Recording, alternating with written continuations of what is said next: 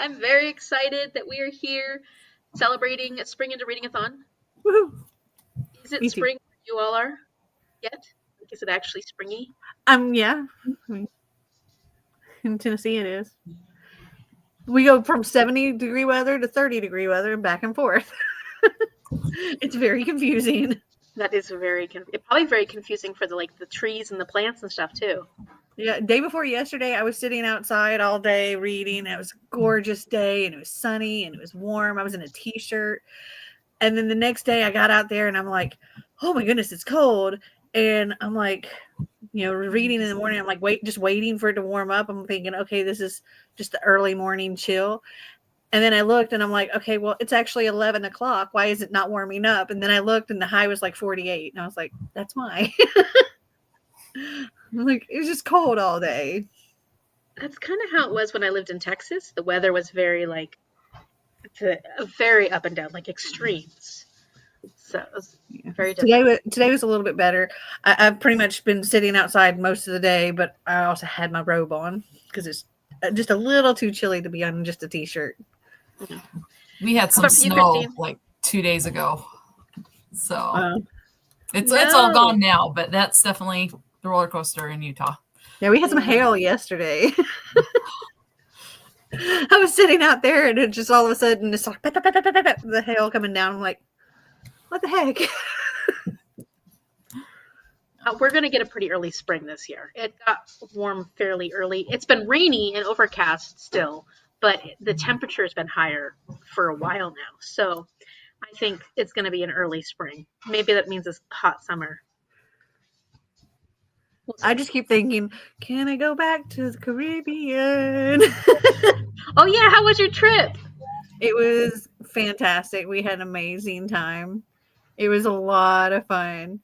We did like lucha libre Mexican wrestling. That was great. Yeah. That was a great time. Wait, you did it? Oh, no. We watched it. Okay. We got to meet and greet with them and like take pictures and stuff with them. We didn't actually wrestle. And I can see Xander doing that. I had a toucan eating peanuts off the top of my head.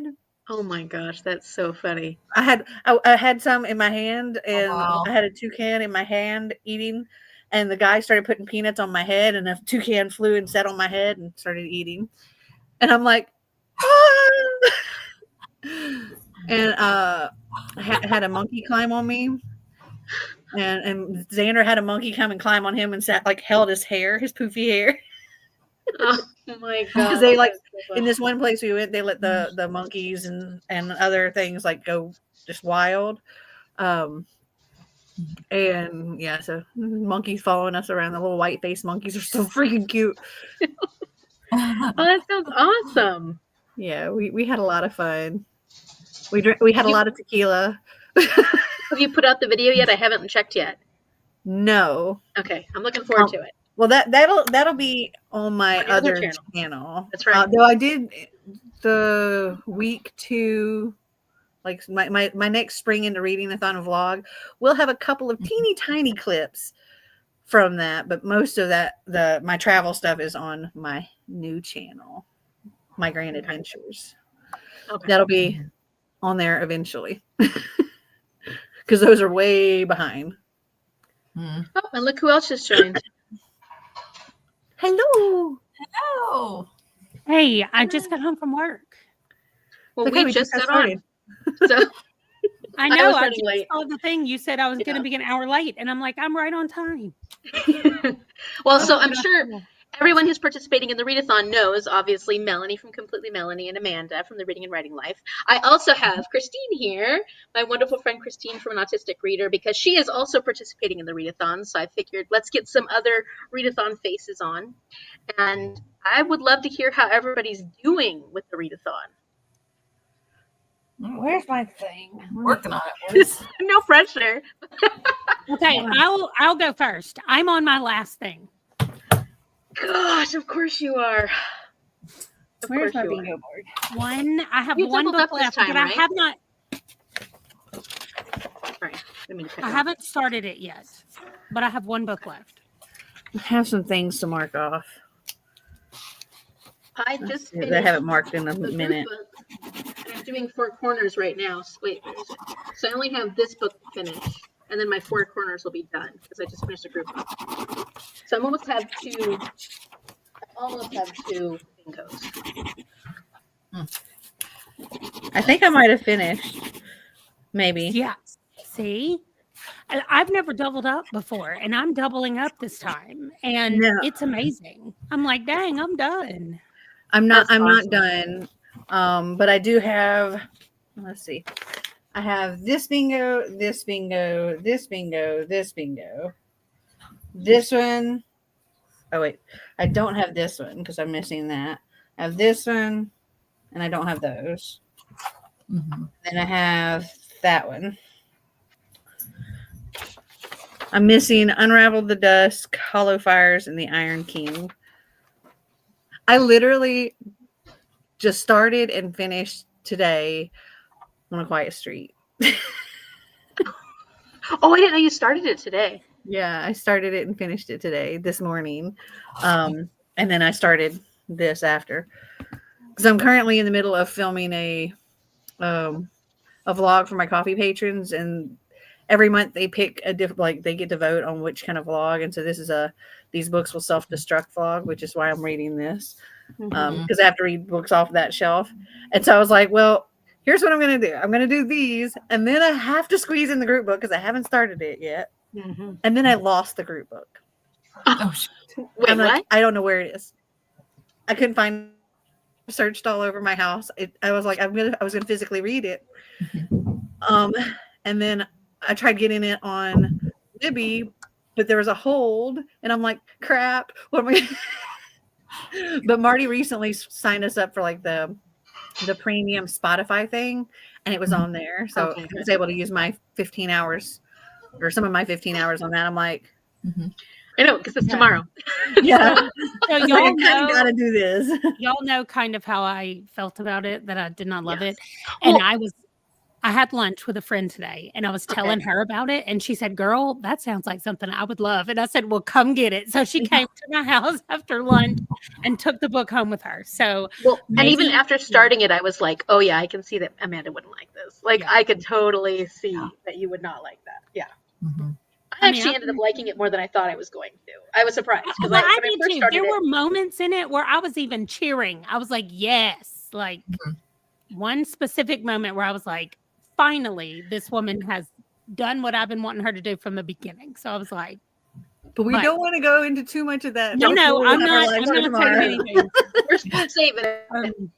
Yeah, y'all are going to have a nice chat tomorrow. I'll be. What was that? Sorry, but it kind of did something weird. I'm a little delayed. Yeah. I think I'm a little delayed for some reason. Sorry, y'all. Oh, you're good now. So how are you doing with Readathon? I have not been doubling up. I was just looking at the prompts, and I don't think I can double up on any of mine. I am close to a bingo, well, 2 bingos. If I do the wet t-shirt contest, I'll get 1, and if I can do the one over here, then I'll finally have 2. But the cherry blossoms. I like the way your board looks, though. It looks so pretty. Oh, thank you. Yeah, I love it. It looks really good. Mine's an absolute disaster. Mine's digital because I didn't print it out. But I got the cherry blossoms. I read the first volume of Full Metal Alchemist.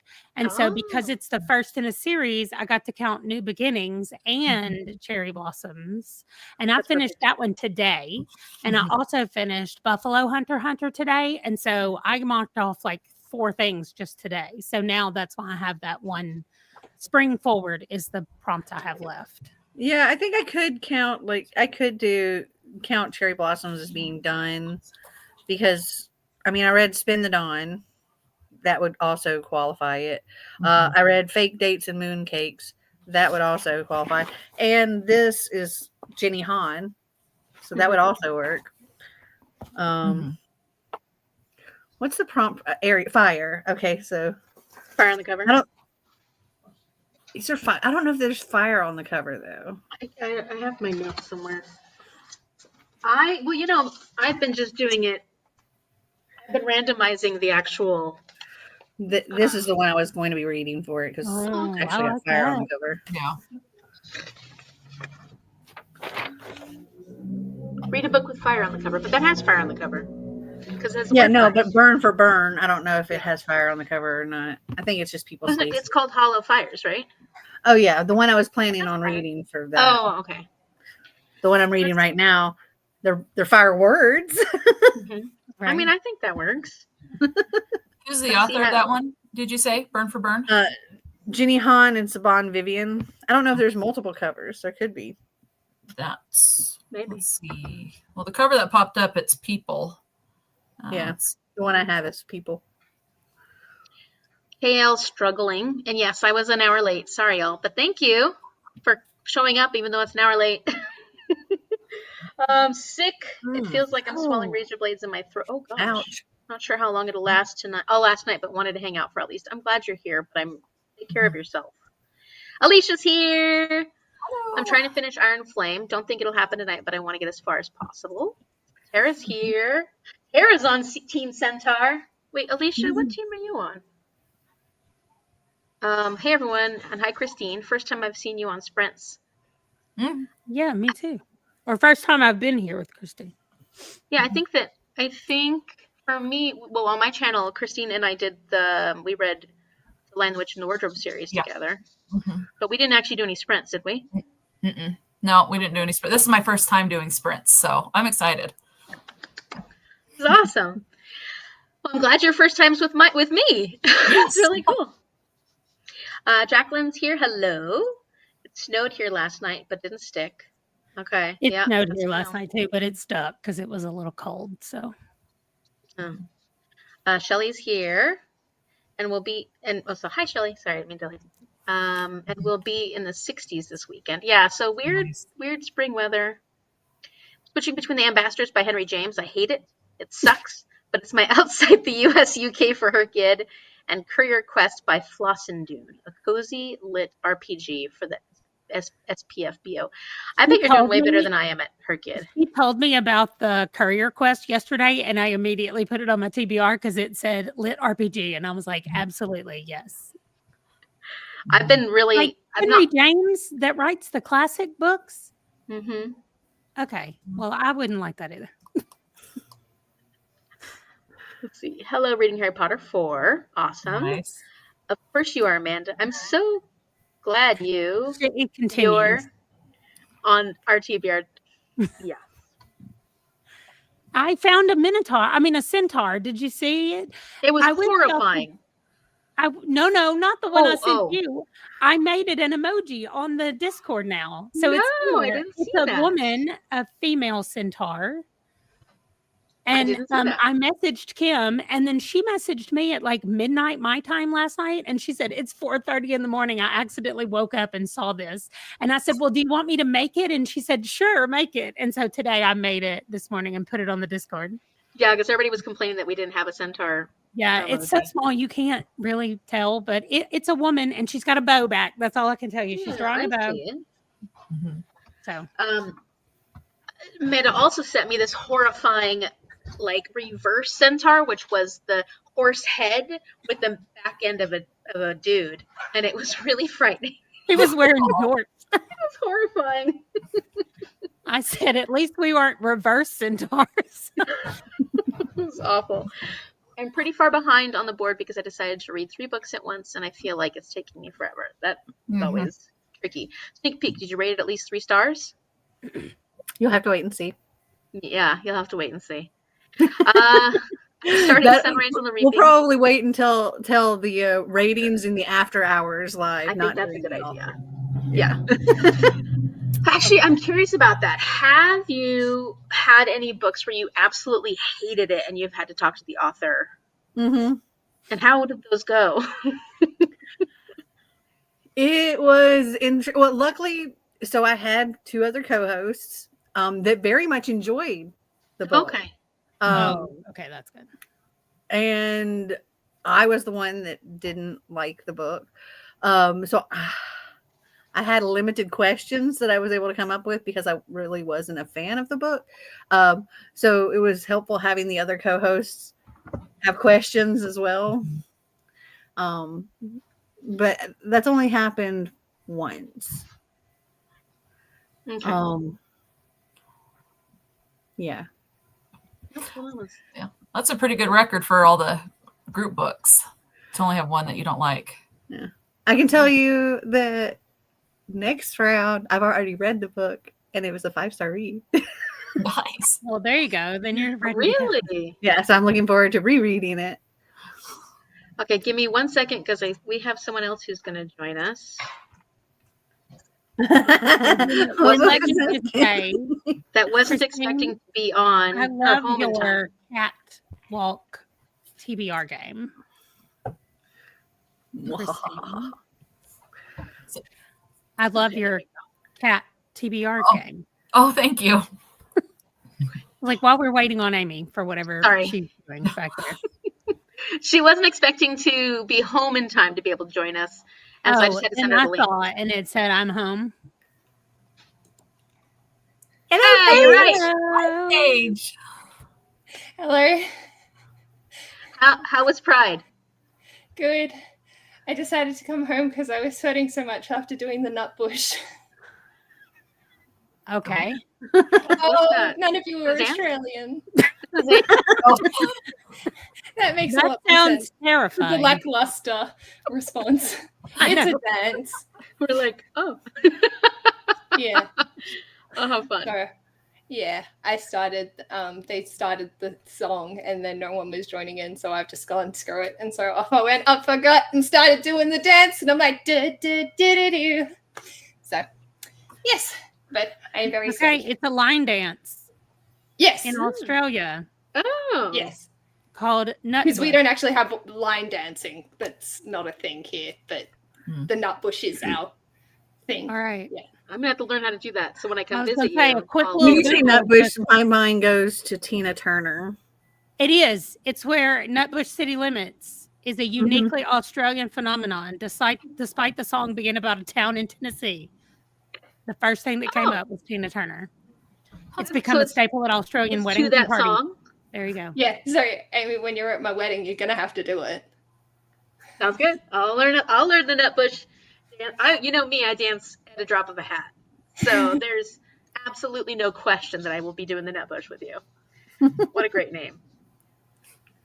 All right, so we were just going through these and getting caught up. I'm starting Sunrise on the Reaping. Hi, Jenny. I didn't say hi. Hi. And I'm 100% not prepared to be completely destroyed by this. Oh, It's rough. Oh, that's the new Hunger Games. Hunger Games prequel, right? Or sequel. Prequel because it's Sequel, about prequel. Prequel, It's about- sequel. Yeah, It's the a prequel, prequel. sequel. Hey, Mitch. Yeah. Hey Mitch, that's right. Yeah, it's the I prequel, need to sequel. read that. Okay. Career Quest is super cute so far, and it's a reprieve from James. Oh, Henry James. I get to read a chapter. I was thinking of that book James by Percival Everett. So all of a sudden my Right. brain went, what?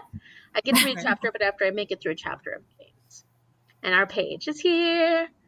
That was her getting back at you for creeping her out during the last sprint. so she's talking about me. gotta I see you. sent you that picture because in the last sprints, you, Freaked me out. I mean, I Freaked freaked you out. yeah. Yeah, there's the picture of him. I was expecting it to be standing. It's a reverse centaur. Oh, he's standing. Well, I meant like standing Horrifying. in your Oh no. two I sent it legs. to Amy last night. I was like, at least we're Kinda not creepy. reverse centaurs. So Yeah, I was totally creeping Amanda out the last sprints. It was Talking great. about earbugs. Ugh. What was the book again, Mel? The summer group book. the one The book in the summer that we're gonna right, have. the one that she's not telling. Mhm. Right. Oh, they were both reading Sunrise on the Reaping? It just came out too, like last week, right? No. Paige, a wild Yeah, page just has arrived. Mhm. Hello, Mal. Hey, peeps. Listening to House of Royals. What is that? I'm always curious what everybody's reading. Mhm. So you can add it to your never-ending Goodreads TBR. Oh, yes, absolutely. Hey, don't give fuel to Shell. It looks like it's a vampire romantasy. Yeah. Ooh, Okay, you're okay. faster than me. But there could be multiple books with the name House of Royals, so that might not be the right one. The same one. By something Taylor, that's the one I ended up. Yeah, Kiri Taylor, I guess. That's my guess. Okay, that's my guess too. All right, so, what are you going to be reading, Paige? I have to make a decision on that one. It'll either be The Interrogation of a Charlotte Wolfe or The Guy Who Saved Books. Okay. Have you started reading either of them? No. Okay. All right. Are you feeling cooler? Yes. I took No, my she's jumper making off. me cold because I got this sweatshirt on. It's cold here. Dude, I've legit read so much these past couple of days, and I haven't counted anything towards my board because of the video I'm filming. But so I started it on Wednesday, and between then and now, I've read 5 books. Oh, This wow. is book 6. That's awesome. I'm like just plowing through them. I think once tonight's over, tomorrow my brain is going to be mush, and then we're going to have a live show. Luckily, Yeah. I went as I was listening to it. I was like taking notes, or not taking notes, but like coming up with my questions, which are not a lot. This is not a book that was easy to come up with questions for. Mhm. They're mostly just statements like, I hate this character. Yeah, I definitely will think of like things to ask the author of like her author journey. So I always like to ask those kind of questions. Yeah, So- that's pretty much the majority of my question. I'll write down some too then. So we'll have some good questions to ask her. I told my coworkers I was reading a domestic thriller with the protagonist called Paige, and that she's batshit crazy. And my coworker looks at me and she just goes, "Well, she has to live up to the name, doesn't she?" And I was like, "Oi!" Somebody has your number, Paige. Yeah. I mean, Paige, I can't say anything. But I had very strong feelings that changed throughout the time of the book. Let's put it that way. She only has like 400 or some on books. So that's on my physical TBR. But my Goodreads TBR is 1,800. My Goodreads TBR is only like 1,500 something. Though probably half my books haven't been scanned in, so That's what I was just saying, that I needed to, the books that I own, whether it's on the Kindle or audio or whatever, I need to put those on my Goodreads, because my Goodreads is almost like a wish list of the things I want to read, not even the things I own. So Mine is purely all owned and unread, and it's 181. wow, Good. that's impressive. I'm trying to claw my way to it. I feel you. That's yeah. I got more book mail like right before this, so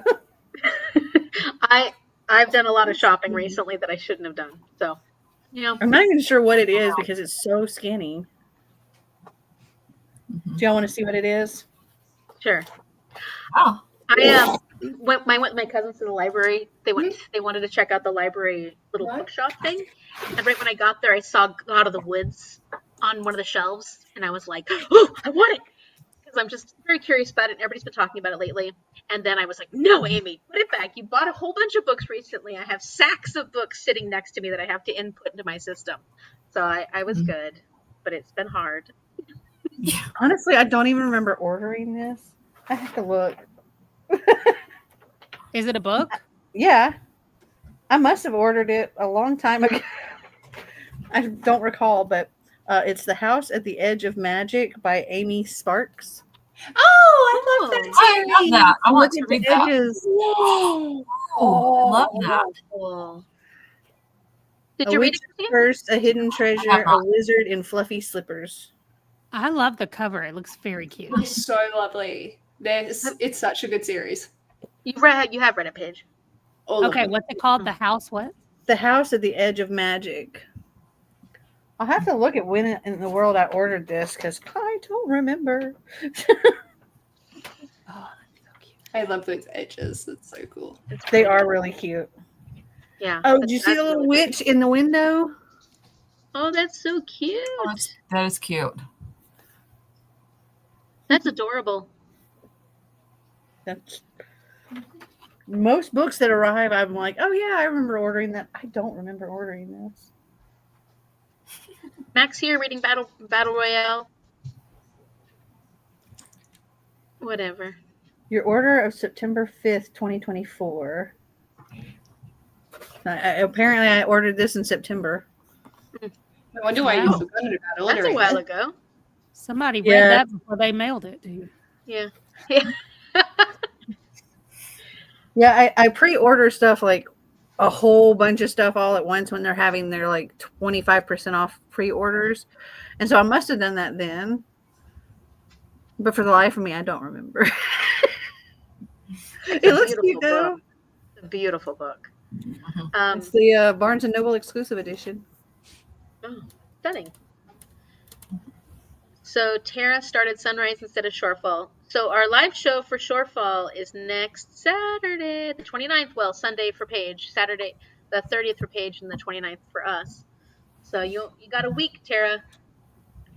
Hey, love the God of the Woods. Don't tell me that, because then I will regret. No, I don't regret. I have that ordered through Book of the Month.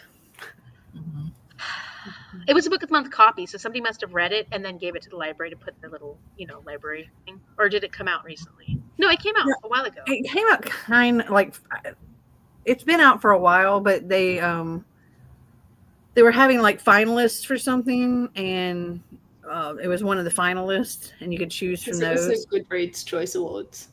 Oh, it was the winner? So I selected it. I don't know if it was the winner, but it was definitely one of the options. Yeah. I'm very curious about it because I've been hearing really good things about it. So, Book of the Month was having this thing where you get one of the finalists for free when you get one of your regular books, like one of the regular selections, and then you could add one of the finalists for free, and that's the one I added because I was like, it seemed the most interesting, had good ratings, and people seem to love it. Yeah, I keep hearing really good things. So, one that I will pick up. Oh, let's see. But Alicia DNF'd it. Yeah, and I've heard that too, that it's pretty slow paced. So, I mean, I like slow paced. Or I can like slow tape. What? I can like slow paced books. Depends on the book. My tongue does that too. Like it starts to, I talk so much and then like my tongue stops working. It just doesn't function anymore.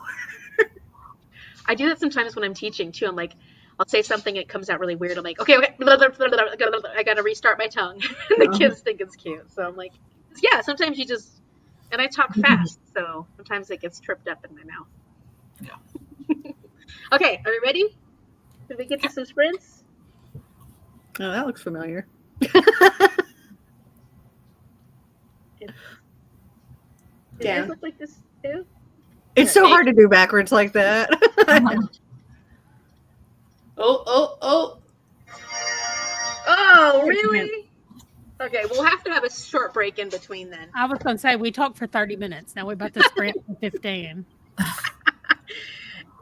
I feel like the wheel should only have more than the talking section. That's what I like about an hour. Kay. Sprints can only be an hour plus. Yeah. What the Kay will tell me when she watches the replay, she'll say, here's how long we sprinted. And I read this during the sprints because she goes back and watches the replay. I'm like, it's fantastic that she does that. So let's see if that works. Reverse sprints. I mean, pretty much. This is not unusual for me. Okay. Well, good luck, everyone. Happy sprinting. Hopefully in 15 minutes you're able to make it done. Yeah.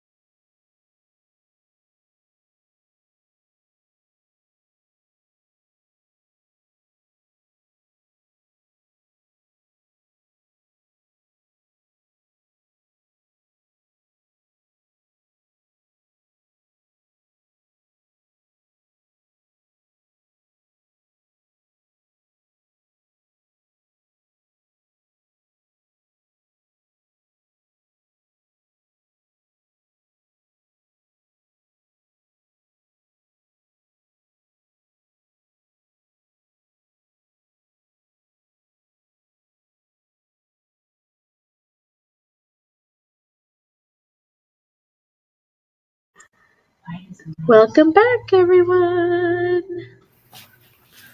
Oof. How's it going? How'd it go? How did I got 18 pages. I think I read 2. My family's very loud. I DNF'd my book. Oh no! Yeah. Which one are you reading again? I was reading, where did it go? The Penny Mansions by Stephen Mayfield. Okay. It's a historical fiction, and I usually like historical fiction, but I just feel like this one's too slow. And then there's like a lot of hints towards incest and abusing power to get extra wives and stuff. I'm like, I'm done. So Not fun topics. no. I mean, it's in the 1920s, so I can get it, and it's already had the N slur and stuff, but it's just like, I think it's just a little too much, and it's in there just to be in there, not that there's a purpose for it. So, No. How'd it go for you, Paige and Amanda? They are still muted. I made Ash a sandwich and I ate a yogurt. Okay. What kind of sandwich? Cheese and Vegemite. Cheese and what? Vegemite. Oh, that's that sounds bad. Ash has it on a sandwich every day for lunch. Wow. Every day. I tried it. When we went to Australia. I tried it. Mm-hmm. It was horrendous. It's very acquired. I get it on my finger and I'll just be like, oh, just lick it off. It'll be fine. Every time. I go, oh, why do I do that? I hate it. I'm completely brilliant. Yeah, everybody was like, don't do it, don't do it, don't do it, don't do it. And then I was like, Did you I'm have here, it I gotta do butter? it. yeah. It was awful. Did you have like a light, just a spread of It it? was Or a did you very have it tiny thick like amount. butter? Yeah, okay. It was a very tiny amount. Enough that made me want to gag. I mean, I watched your video going through all those like crazy sour stuff flavors that you did with the boys. Yeah. Not. The Vegemite was I'd rather worse. take Vegemite over that. The Vegemite was worse. I can handle the sour. Shell likes Vegemite Lays.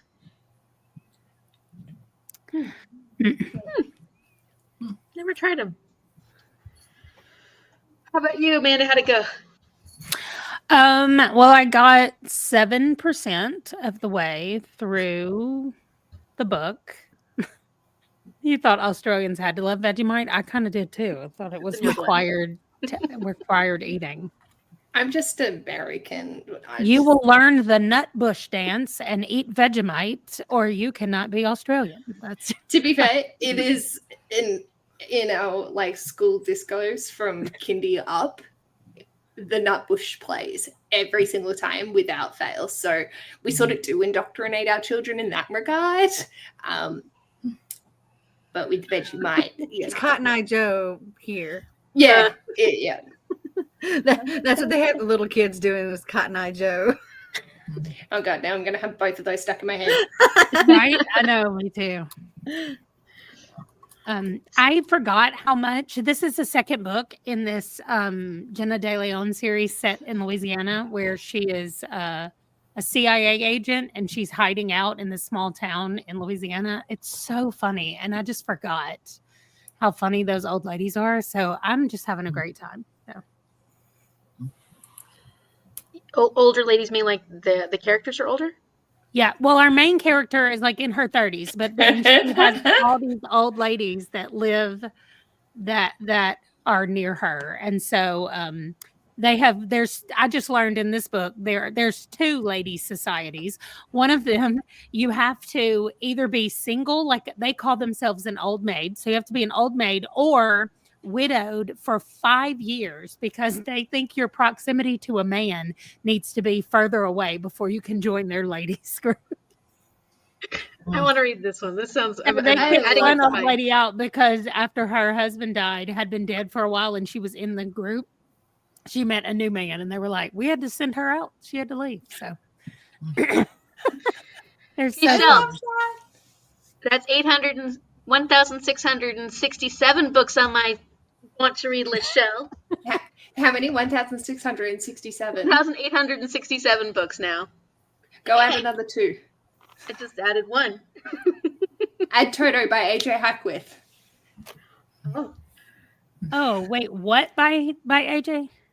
Toto. It's a Wizard of Oz, but from Toto's and perspective. it's good? I don't know. I haven't read it yet, but I love AJ Hackworth. Why are you trying to make me add something you haven't even read? Because I want you to get to 69. Ah, of course. We've already gone past 666.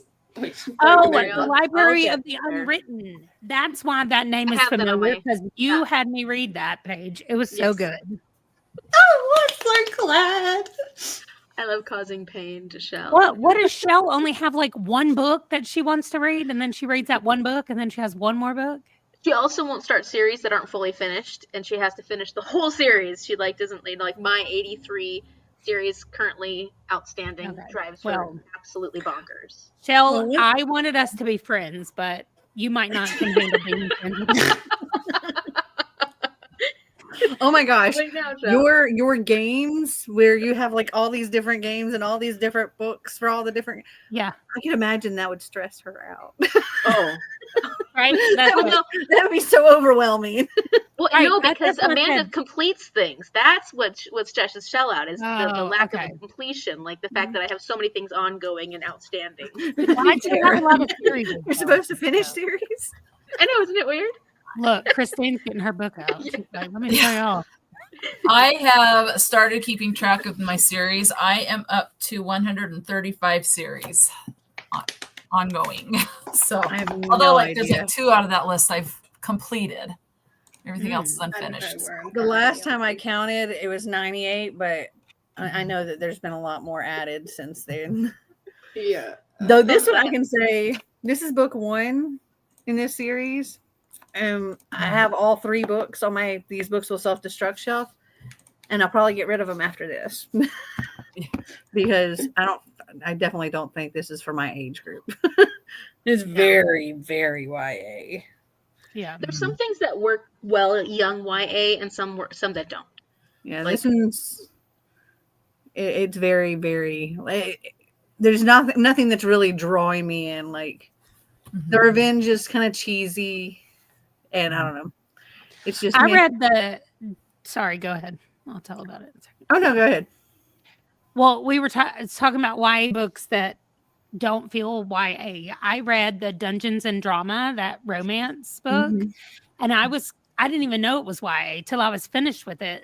I was actually shelving it at the library and it said YA, and I was like, what? And then I was like, well, I guess the kids were like young adults, but in my head, like I just thought, oh, this is cute. And I never even, and normally I pick up immediately. I'm like, oh, I do not like how young these characters are.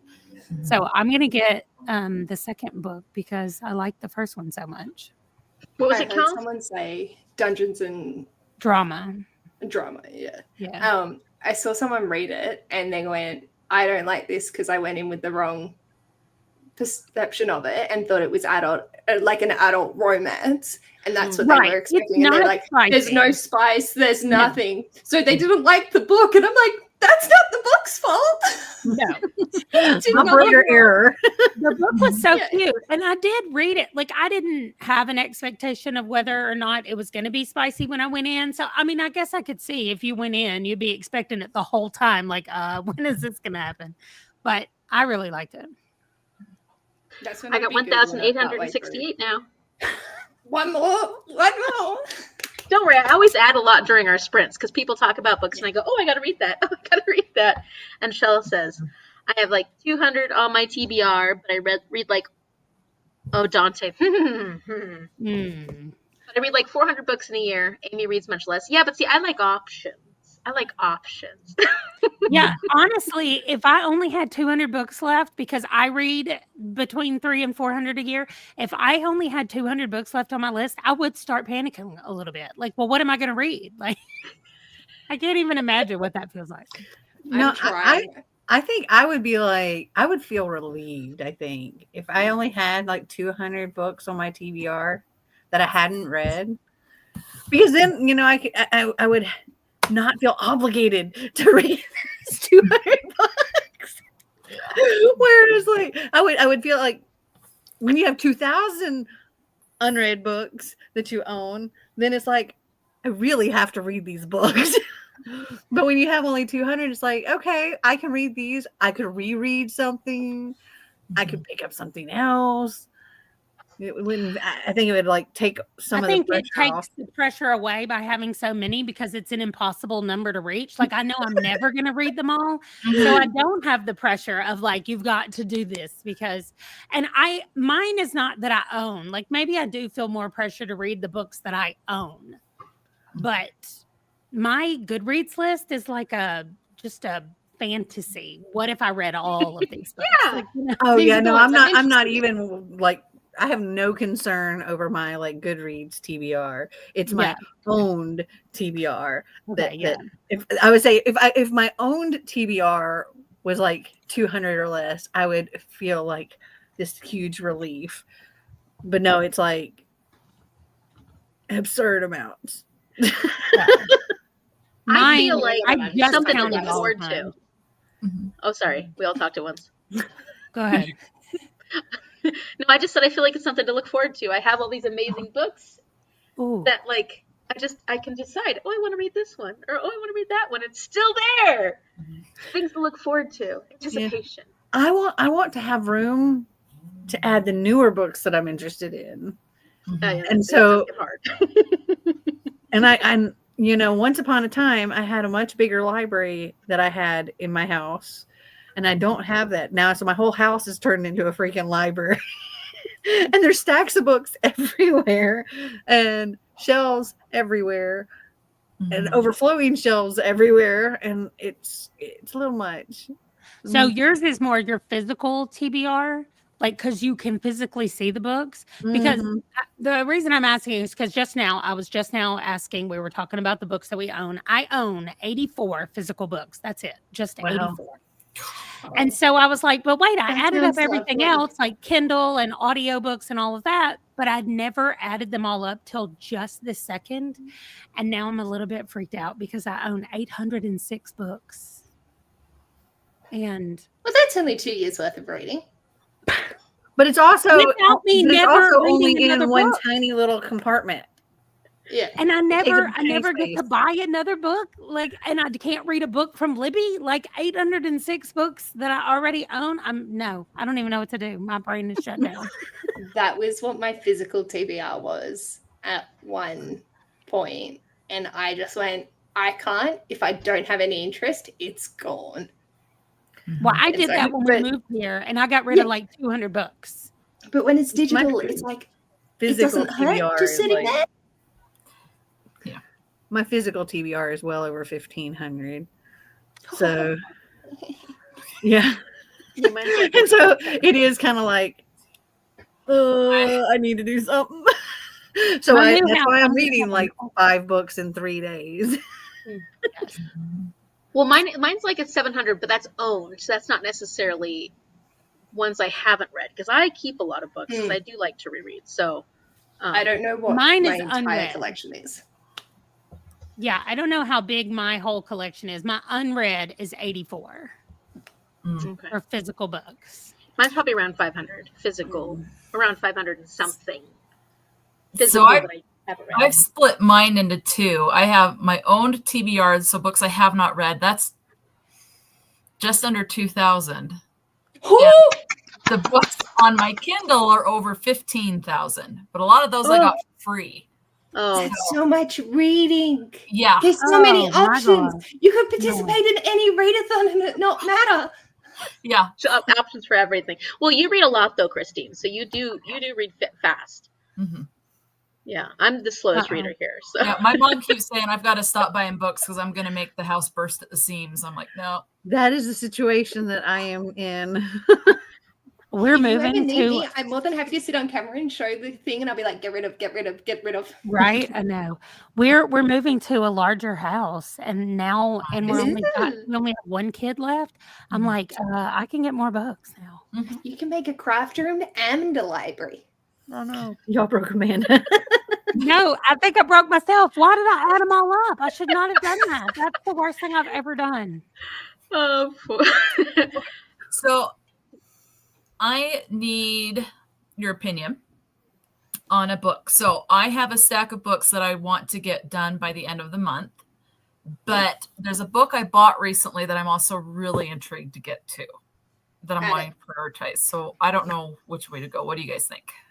Okay, what's the new book? Blood on Her Tongue. Ooh, yes, please. I need to hear It's a opinions. horror vampire. Ooh, It I see says those queer. edges. ooh, that's pretty. Yeah, Oh, that's not even released yet. I know. Oh, March then read 25th. it. I got it at Barnes and Noble. I love the sprayed edges. I'm such a sucker for sprayed edges. Same. Historical fiction, Mhm. Gothic vampires, the Netherlands, 1887. Yeah, I'm really wanting to get to this one. Do it. Do it. Is that a dog Yeah, on the okay. cover? Read the one you're most interested in. Oh, for sure. You've got Yeah, it's a dog on the 2,000 cover. books. Just pick the one you're most interested in. I'm so scared of your list right now. Yeah, there you go, Shell. I agree with that. Whatever. All We about always Shell. get to the ones that we want to read together because I'm in Bookstara. I know. So that works out what Jared was saying. At least see, and every year I finish at least 2 series because of Bookstara. So that's perfect. I don't We'll even start like 2 those. series. I have yet to finish a single series that Bookstara has done. I start them all and then I'm like, man, I don't feel like reading the next one right now. I need some Yeah. time in between mine. I cannot binge a whole series. We do. I We did have that one Once month in every other between. month. Okay, that counts as binging to me. Like I'm gonna need months in between, not like 30 days. That's barely any time.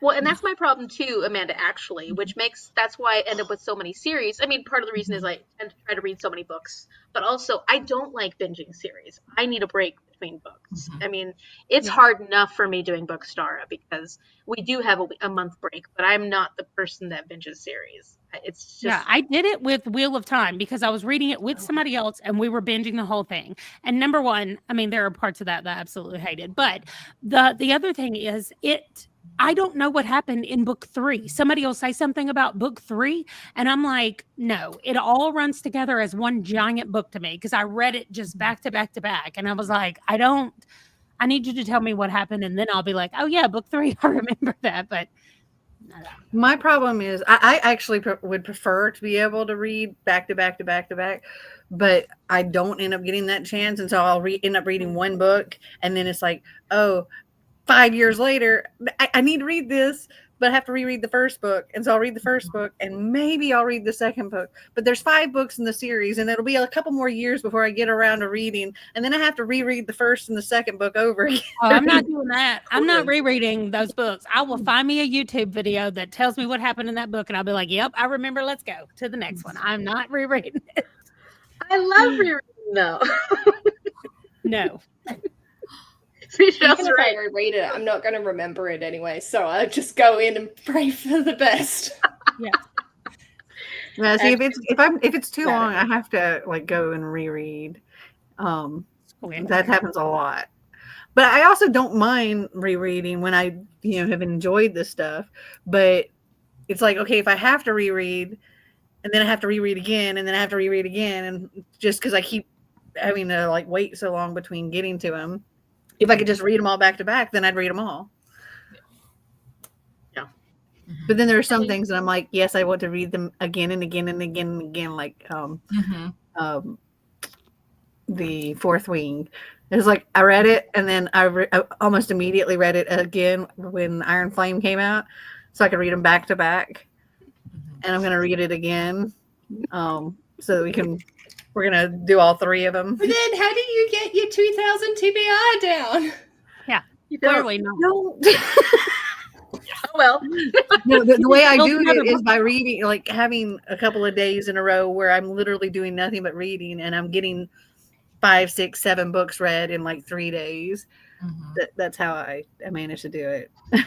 See, this month because I need to read the next Robin Hobb book, and I want to go back and read the one prior to it, Fool's Errand. What's the first one in it's in the full one, whatever. But it's because I loved that book so much. It was so good. It was like 10 stars that I want to go back and enjoy it again before I go on to the next one, which means it'll take me longer to even get to the next one. So she's bitter. Yeah, as far as like the Fourth Wing series, Marty and I both read it. I had listened. I physically read it the first time, and then the second time I listened to the audiobook. And Marty physically read it when I was listening to the audiobook, and he ended up loving it. And so when Iron Flame came out, he waited and he waited and he waited. He's like, "Are you going to go ahead and read this? Because if not, I'm going to take it and read it."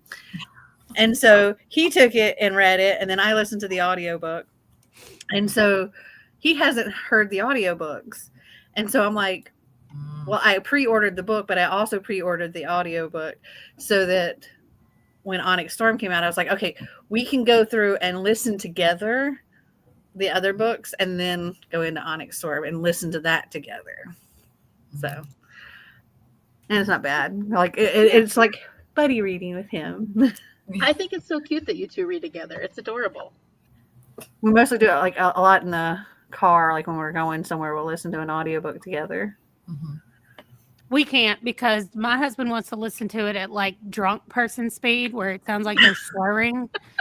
And I need it to be faster than that. So I'm like, no. So he thinks mine is chipmunk speed. And so here is how I actually worked that out with Marty, because he was like a listen to it at one time. I can't stand it. I can't do it. I can't, But, they sound drunk to me. They're like, ah. So what we always do is I'll start out at something he's comfortable with, and then I'll tell him, let me know if it gets too fast. And so we'll listen for a few minutes and I'll just tap it up a little bit. We'll listen for a few more minutes. I'll tap it up a little, and it's gradually speeding up, and and he's adjusting to it. And so then he gets to where he's listening to it faster, and it works. It works. Eventually, it'll get to the point where it'll be like some exciting scene, and they're and he's like, "Go, slow it down." I'm like, "Okay, tap down one." See, my husband raced me to finish Onyx Storm. I threatened him if he finished it first. That's awesome. Yeah, the first time a guy brought back Fourth Wing to the library, I said, "Did you read this?" And he was like, "Yep, my wife finished it and handed it to me, and I read it, and it was so good. So now we need book 2." And I was like, "Okay, here we go." Because a lot of people would just bring it in for somebody else. But when he brought it back, I was like, "Did you read this?" Yeah, it's so good. Okay, you ready? I always get excited when, like, every once in a while, I'll tell Marty, "You need to read this book. I think you're going to enjoy it." And he surprises me when he does. He'll read it, and I'll like walk in here and he'll be sitting at his computer, but he's not actually looking at anything on his screen. He's sitting there with the book, and I'm like, "Oh, you're reading?" And he's like, "Yeah." And so I always get excited when the book that I suggest that he reads, and he ends up liking it. And with Fourth Wing, he ended up with 5 stars. He loved it, and I'm like, Okay, are we ready? Yep. we talked for another like half hour. Yeah, Well, we read for 15 minutes, so we talked for 15 minutes. Oh, What is it? She froze. That's it. 35 minutes. okay. Yes. Sorry. That's going to be nice. Somebody figure out the math for me. 35 minutes. It'll be 35 plus 9, which is 44. 44. Just go 45 then. Yeah. I'm crocheting a baby blanket, and I was working on it. Party. Oh yeah, I was wondering what you were making. Yeah, it's eventually going to be a baby blanket. I have yarn I'm just trying to get rid of. I'm not going to do that this time. I might just play games on my phone while I listen to my audiobook. Here we go.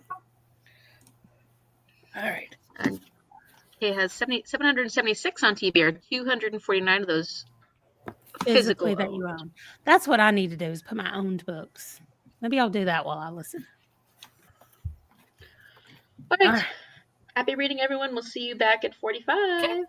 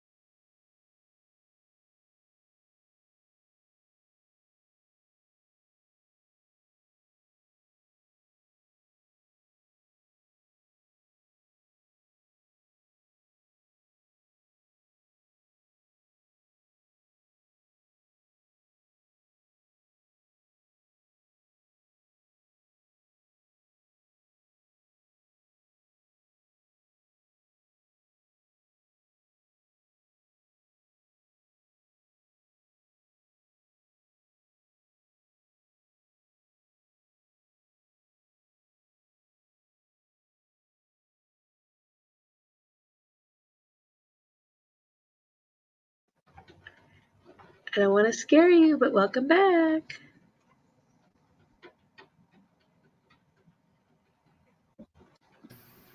Okay. I was trying to finish the sentence I was on. I read all of 2 pages. I got 38 pages. Nice. I got 72. That much left in my book. That's awesome. I got 16 pages read. So, not much. How you doing, Amanda? I'm looking forward to being done with this book. And then I can be done with the whole series because I'm going to unhaul it. Yeah. Okay, I had to do math, but I got 23%, or I am 23% of the way through now. Awesome. Let's see. 3 hours on 1.5 speed, wanting to finish before Vanessa's Unstaff. Difficult? Do you know that? What athon is that one? Paige? No. Do you know this one? Is it Seasonathon? Wait. No, not Suffer-athon. Vanessa's. Missing in Flight by Audrey J. Cole. I mean, if anybody would know, it would be Paige. Right? You know, I'm like, is it the Vanessa that I think it is? Is it Realmathon? I don't know. We need an Unsuffer-athon. yeah, it'll be like just all itchy and lovely, not like our Suffer-athon. I work with kids, so weekend is my only reading time since I started this week. Working with kids is rough, I know. You guys gonna help me get my words in? Oh yeah, and then dang, chat in 5 minutes. Yeah, we Unstuffathon. Unstuffathon? Unstuffathon. From Unstuff Your Kindle. Yeah. Like stuff your Kindle and stuff. Ah, I was like, sense. I know it's familiar, but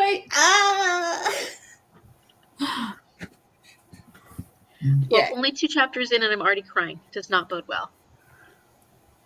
Perfect. That's the rising, the whatever it's called, sunrise on the reaping. Sunrise on the Reaping. Yeah. Yeah. Reading with Dr. B is Vanessa's channel, by the way. Okay. So I thought it was the channel, but it was the channel I was thinking it was. But I was like, I don't know what they're doing. I feel like I've seen that channel before, Reading with Dr. B. Could be wrong. I love Paige's monthly. Here's all your readathons. Yes. A lot of amazing work that Paige does for all of us. I have to avoid those, Paige, because I can't say no. And then I'll end up signing up for like all the things. So I used to watch them every month when you did it. And then I was like, I can't do that. That was just killing me because then I tried to go join everything. Don't worry, I have to avoid them too. Yeah. I'm like, mm-mm. Yeah, I don't typically do other readathons anymore because Seasonathon is like, I'm already working on the next round during this round and so on and so on. It's just a constant thing. And so I don't typically do other readathons, but I ended up signing up for the TBR quest thingy. TBR trail. Is that what it's called? Wait, The quest. we've got we've got 2 that way. Reverse centaurs there. I give up with hands. And then Azrae's. Yeah. Are you doing it as well, Christine? Yes, I am. Yeah, she's in this. And She's an Azrae also. yeah. Oh, so One of you the and I are cool the things. only centaurs? Can I just call us the fairies? Yeah, because I don't know that word. Yeah, me, Paige, and Christine are fairies. You're basically We're water little fairies. aquatic fairies. Yeah, exactly. We're water fairies. You're little water fairies. Or I read as the Amy first. described as those little things that they could squish. I mean, centaurs are just so large, and y'all are about this big. Actually, I didn't say that. Julia said that when she was doing her video. She's like, "Yeah, we're just about this big," and I'm like, "Well, we Yeah. could step on you." Or we could just accidentally kill you by walking around. Like, it doesn't even have to be on purpose. If Well, they're we that do have a big, lot and more that- places. Centaur swimming. What? I'm trying to picture a centaur swimming. would be like a horse swimming, I guess, right? We're soggy fairies. Exactly right. Who said that? I mean, that's Hey. accurate. What'd you say, Christine, about the? Well, if we're so small, we've got more places we can hide. That's true. Yeah, I guess that's true. Yeah. We're gonna be like little mosquitoes and biting your ankles when you're in the water. Oh, We'll just God. go in your ear. Oh, no. No. I didn't bring it up. No. Amanda's gonna leave. Don't leave us, Amanda. Don't leave us. I Oh, read Paige, you're so angelic. I read the first 4 chapters in The Eye of the Darkness by George Mann. It's on my TBR for this readathon. Excuse me. mm. Read 2 chapters. Yeah, Jenny, I've cheered up a lot already. Oh my gosh. I feel sorry for y'all. I've never even read it, so but I think I read 2 or 3 chapters. I'm not ready for the end of Iron Flame at all. I'm almost at. Well, you got Onyx Storm next, though, so at least you Yeah. got something. Yeah, that's already out. Someone please help these folks with the typo mystery. we figured it out. Okay. Greetings by Emily. Hi, Emily. Hoping to finish my middle grade read Voyage of the Frostheart. Ooh, I really need to read that series. I put it on so many advent calendar good. challenges towards the beginning, and it just never got picked. I read that one. It's good. I enjoyed it.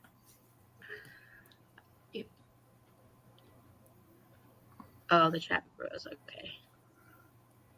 Little gnats. Oh, gnats. Someone else didn't love your Right? That's what I'm saying. Ooh. No. What an angel. Look at that little angelic page. I did. I have 2 readathons in April, and together I have to read 32 books. And so my brain is like, I'm just trying to not freak out about that, even though it's a week. I mean, it's over a week away, and I'm already freaking out. I'm like, it's fine. Just don't freak out. I'm curious when it comes to this TBR Trail Quest thing, Mhm. how many books we're going to be having to read in a month. Well, there's going to be 6 prompts, 6. but you don't have to read all 6 of them. You just So- read as many as you can. Yes, I do. I'm going to have I mean, I will, and they better fit in those 32 books, or I'm going to be losing my mind. But So there's 6 prompts and 1 activity. Mhm. So you can get a total of, what did we say it was? What's 8 times 3? 24.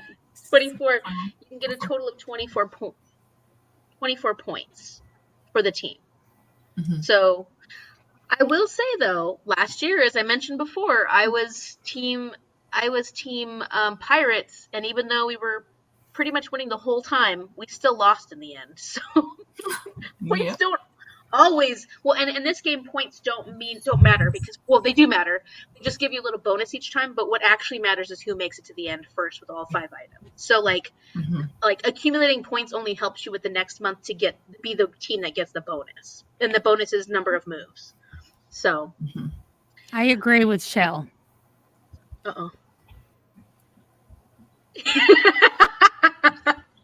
I mean, for Little Fairy, a book is huge. I don't It'll know. take you too long. You might as well just read 1 each. That's fine. Yeah, don't worry. Y'all are great with 1. That's perfect. See, I've been lucky to read 6 books a month. Wish I could even try 32. Oh. Yeah. I'm not gonna hold my breath for me. Definitely not. How many points is the activity? 3. I think it's the same as reading the books, right? So yeah, there's 3 points for each book and 3 points for the activity.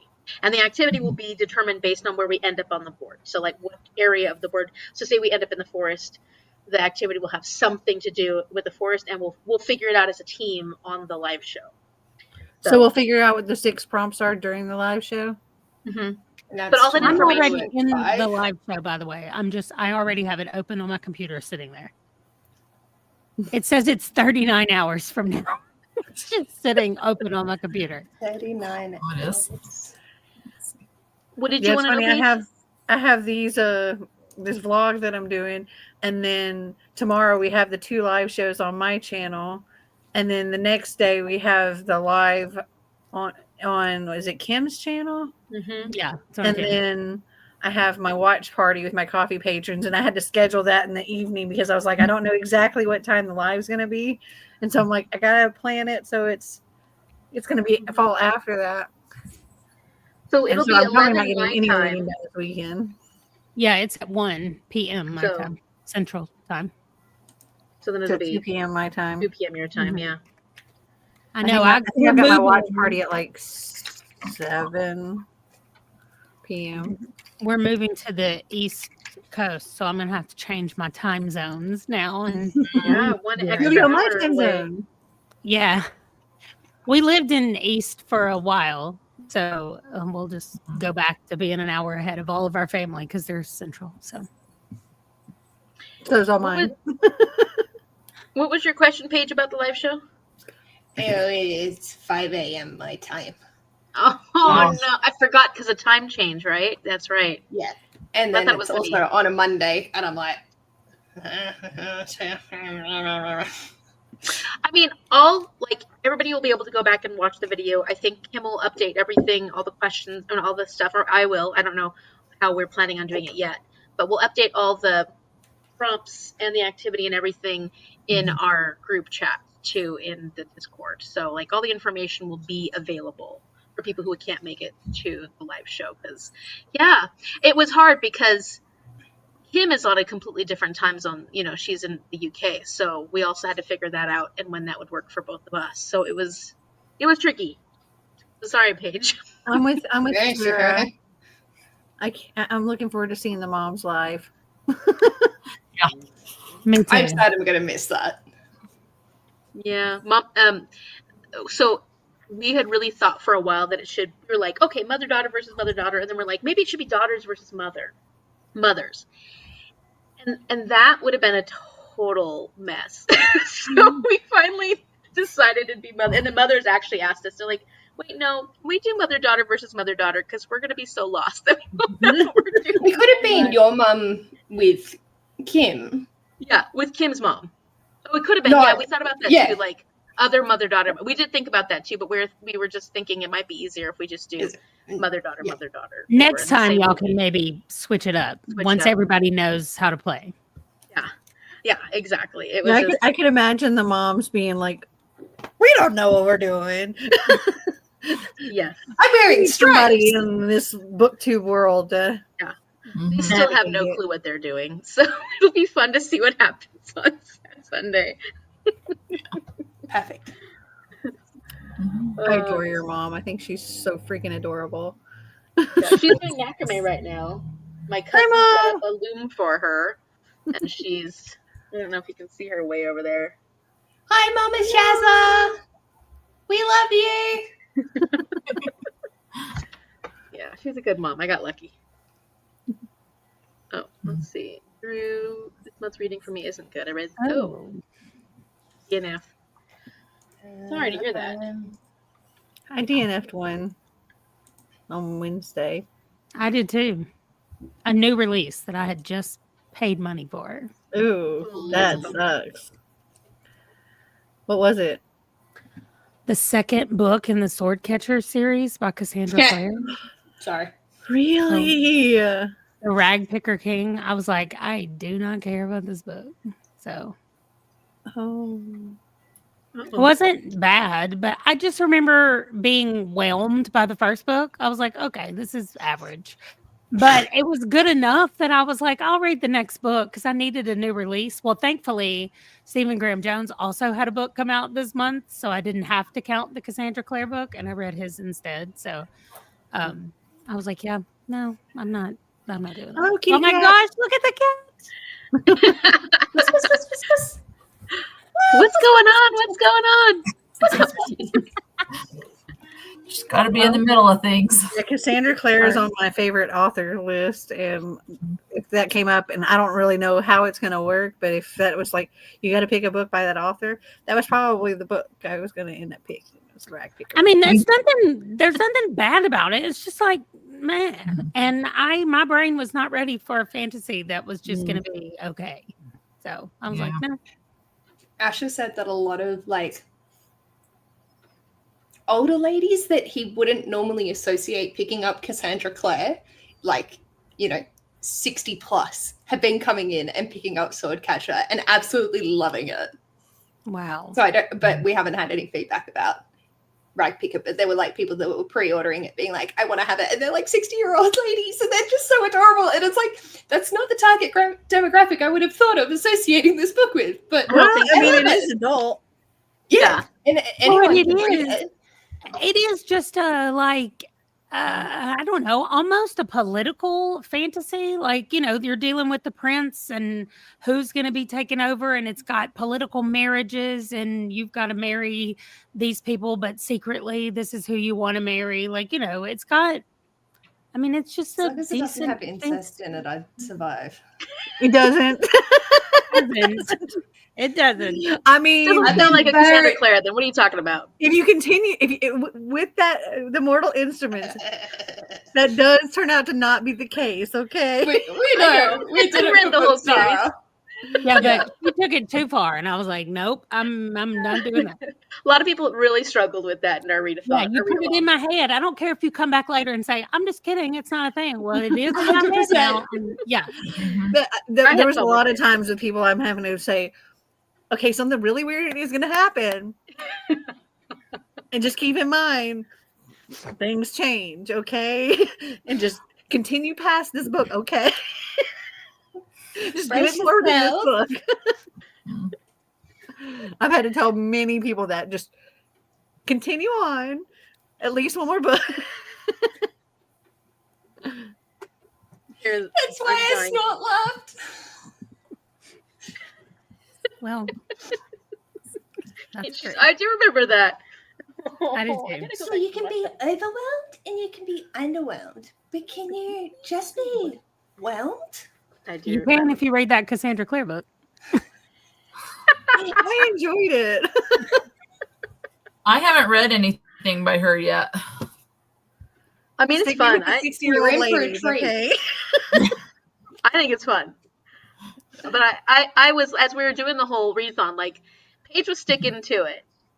Danielle had to let it go. She could not continue. I was having a blast reading it. But I wasn't taking anything very seriously. I was just having a fun time. Yeah. Let's see. My DNF is a hyped book and wasn't for me. I tried reading I want to read that. So okay, badly. hold up. Is Wolf Song the first one in that Wolf Yeah. series? Yeah, I had a real problem with some stuff in it. I didn't DNF it. I finished it. But I read the whole series. Mm-mm. I can't wait to read that series. It's a good series. The rest, as long as it doesn't focus on those two people that are in that first book, then I might be okay. It doesn't. Series, but I think it's different a characters. Relationship per book. you can be whelmed in Europe, apparently. Yeah. I tried reading Wolf Song before and DNF'd it, but I think it just wasn't the right time because I just wasn't in the mood for it. So I want to try it again because I've liked his House by the Cerulean Sea. TJ Klune works for the Rewind prompt. Mm-hmm. Yeah. Because I had him a while ago. Is that for the I loved Extraordinaries? both the Cerulean Sea books and the second one, whatever it was called. I like them both. Yeah. I loved Under the Whispering Door. I loved the Cerulean Sea. I have started Extraordinary because for my book club is blind. Or no, yeah, my blind date with a book. No, my blind date with a book. Book club is blind. Yeah. I can't remember my own series. Shell had me start on Extraordinary, so I got to read a portion of that. I really loved it, and also That was the the book Lightning we Struck used. Heart series.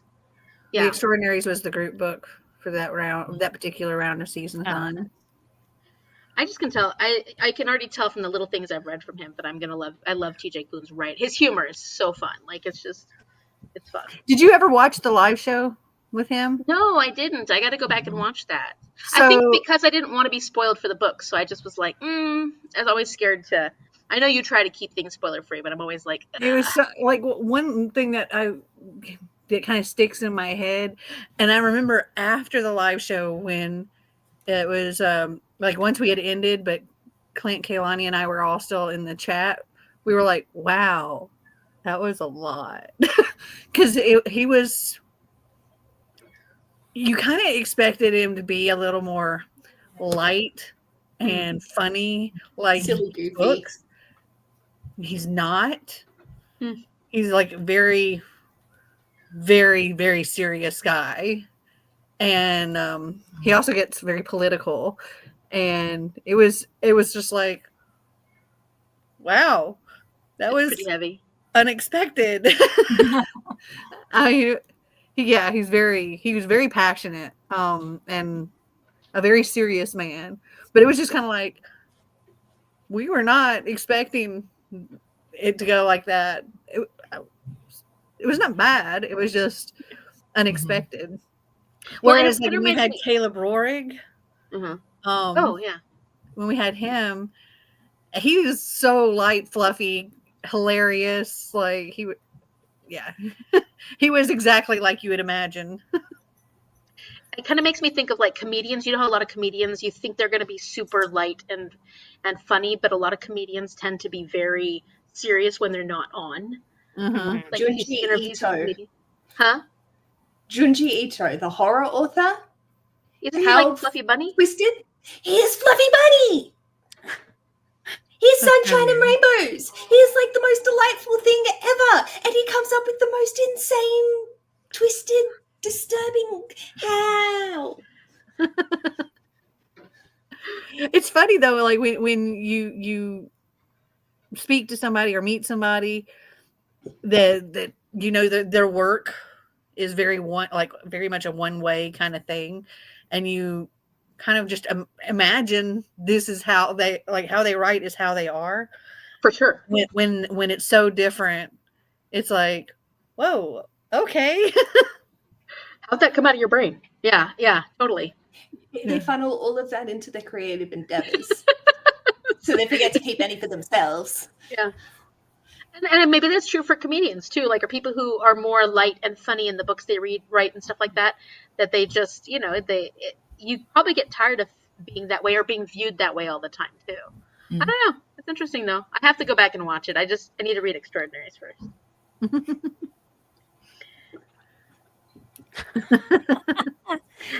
Can't imagine. Yeah, when Drew and I were co-hosting, I was reading the book up until like a minute before we were talking about it. And Drew was like, I didn't finish. Sorry. Drew has never finished a group book in time for the live show. Ever. I mean, I turned that audio book up to 3 times speed to try to finish it. Did. Before that thing. I was like, I've got to read this book. Yeah. Oh my gosh. Yeah, Drew's always last minute trying to finish reading and then doesn't finish reading. So we know what kind of person Drew was at high school. The crammer. The assigned readings don't work. Yeah, I didn't read any assigned readings either. I think I was in college the first time I read a book that was assigned, like that I actually read. And yeah.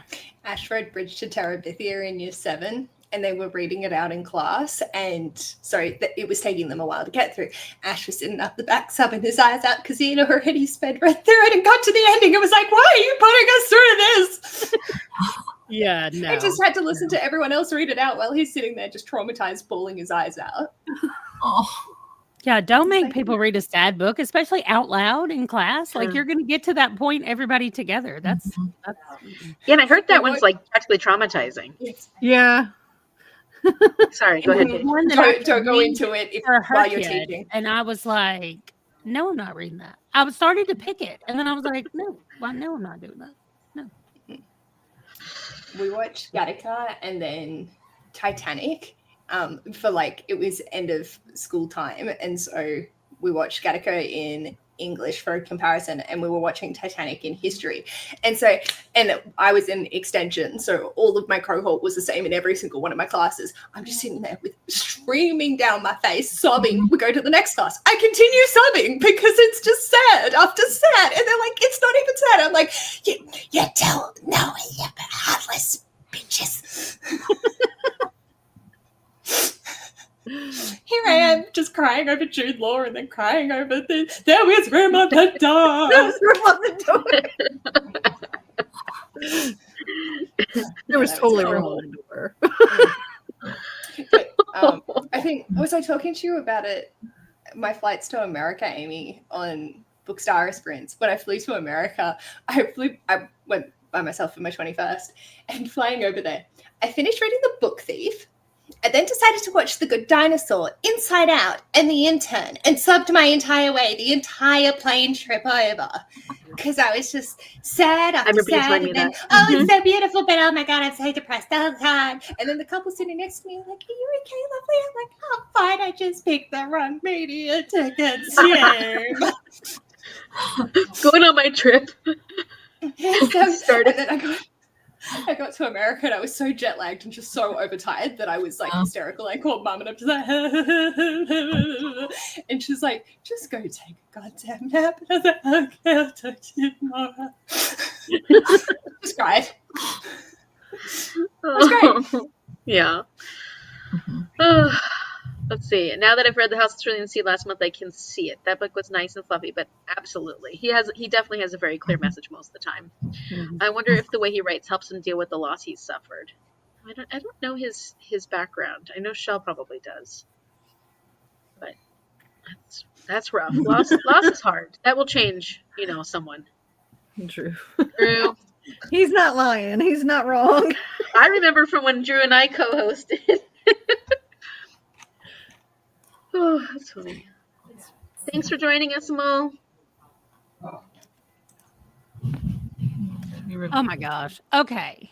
No, I have not read Beartown yet because it's on my April TBR, but I am reading it. It is going to be the 5th book that I read in April because of the way I'm doing my April reading. I already know that. The 5th book. And I'm already scared about it. So whatever. I'm going to read it and I'm going to be upset about it, but I'm going to read it. It's one of my member picks. So I'm actually going to do a members vlog about it since I have to read it because of them. They're also making me read The Eyes Are the Best Part. Oh, I read that. Yeah, that's awesome. I saw that on your I'm video. scared of that too. So I'm going to be, I don't know. I'm scared of that one as well, but it's not too bad. Here's what I don't understand, Amanda. When I first started following your channel, you read practically all horror. Like, you were reading so much horror. Now, like you say all the time, you're like, oh, it's too scary, it's too scary, it's too scary. When did that change? Well, I read horror, but I was also reading, like, romance when it was dark. And I just didn't talk about that. I mostly oh, my gosh, is that the cover of it that you have? That is extreme. That's different. That's way different than the cover here in the U.S. Yeah. Yeah, that is in her mouth. Okay. Well, I think the one we have here has got like the eye being held with the chopsticks or something. Yeah. Well, okay. I thought those were medical implements, but maybe they're silver chopsticks. Correct. Have you read that one, Christine, yet? Because I know you read a lot of horror. I have not. I have not read that yet. Yeah, but I read horror when it's light outside. And I don't do well with gross books. I think she's talking about Beartown still. Mm-hmm. That was the sad one that I didn't want to read. Mm-hmm. I was just whelmed. Whelmed with Beartown. There you go. His husband died in like 2016 from illness. He was really young. Okay, that is okay. Yeah. That's rough. That's damn. Someone at the door. Uh-oh. Okay, well, let's do a sprint. Okay. Yep, so I think that's going to be my last one. Margaret can actually get to writing if she's still here. Yeah, I don't get to go to sleep until I finish this, and it's 11:14 for me. So, wow. I might be in the chat. I just need to go put on pajamas. Come on, Let's just go again. I'm vetoing. I don't even know why you have 15 on there. I have 15 on mine too. I It's roll funny all of my sometimes. dice. What is it? 50 minutes. 50. It said hi. I'll show you. Fine, We, if you we skip could that. round it down 5 minutes and make it an even 45. Even 0 when we Oh, finish. no, we're doing 50. Okay, then it's 05 on Then it'll your be I like 05, the yeah. 50 minutes. Oh, I see what you're saying. Okay. So we'll go. Okay, we can go 05. No, we can go 00. Wait, what are we doing? Yeah, 45 minutes would be 00. Or Just say 00. back 00. Mhm. I'm gonna Okay. play games this time. I put a bunch of stuff on Goodreads last sprint. Sorry, Kay. I'm vetoing the same time. So then I just was like, we'll do another one. Okay. Well, good luck, everyone. Happy reading. Okay. Hopefully, I make more progress this time. Sandra says hi.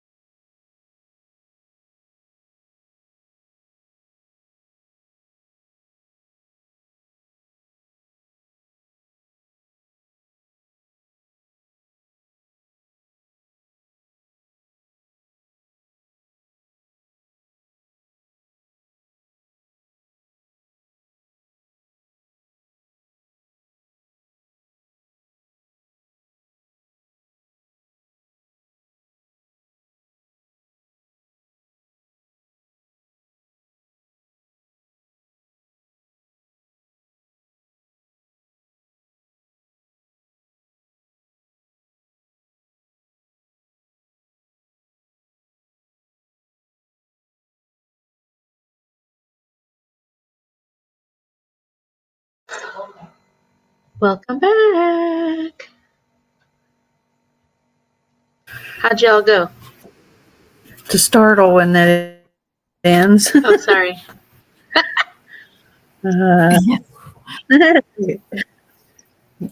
Math. 16 plus 31. I got 47 pages. Nice. I looked So up close one to the time end of and my I was the only one here. Y'all all left. I got 42% of the, or I am 42% total, but I am falling asleep. I'm sorry. Yeah. There's only It's 25 late here. pages left of my book. Nice. I don't know I would have ever thought that I could get anything accomplished with my family visiting. Nope, they won't go home. How are you doing, Christine? I'm doing all right. It was more of a productive. We had a clogged sink. My mom's got to go get some Drano, so she's gone to do that. But working on restocking my medicine, because if I don't do it, I'm going to not take it for a couple of days. So, but I did buy 2 books. Oh, what'd you buy? I got, I did purchase the physical copy because the hardback was cheaper than the paperback. I did buy The Eyes Are the Best Part. And then I bought the other book by this author. I can't remember what it's called, My Dearest Darkest, because I'm enjoying the writing so far. So, What's that one called again? Because my cousin, when she heard you talking about it, she was really interested in it. the one I'm reading right now, Yeah. Blood on Her Tongue.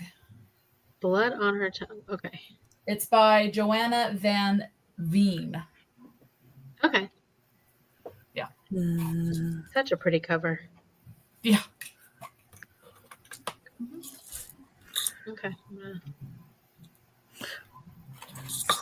It's adult horror, right?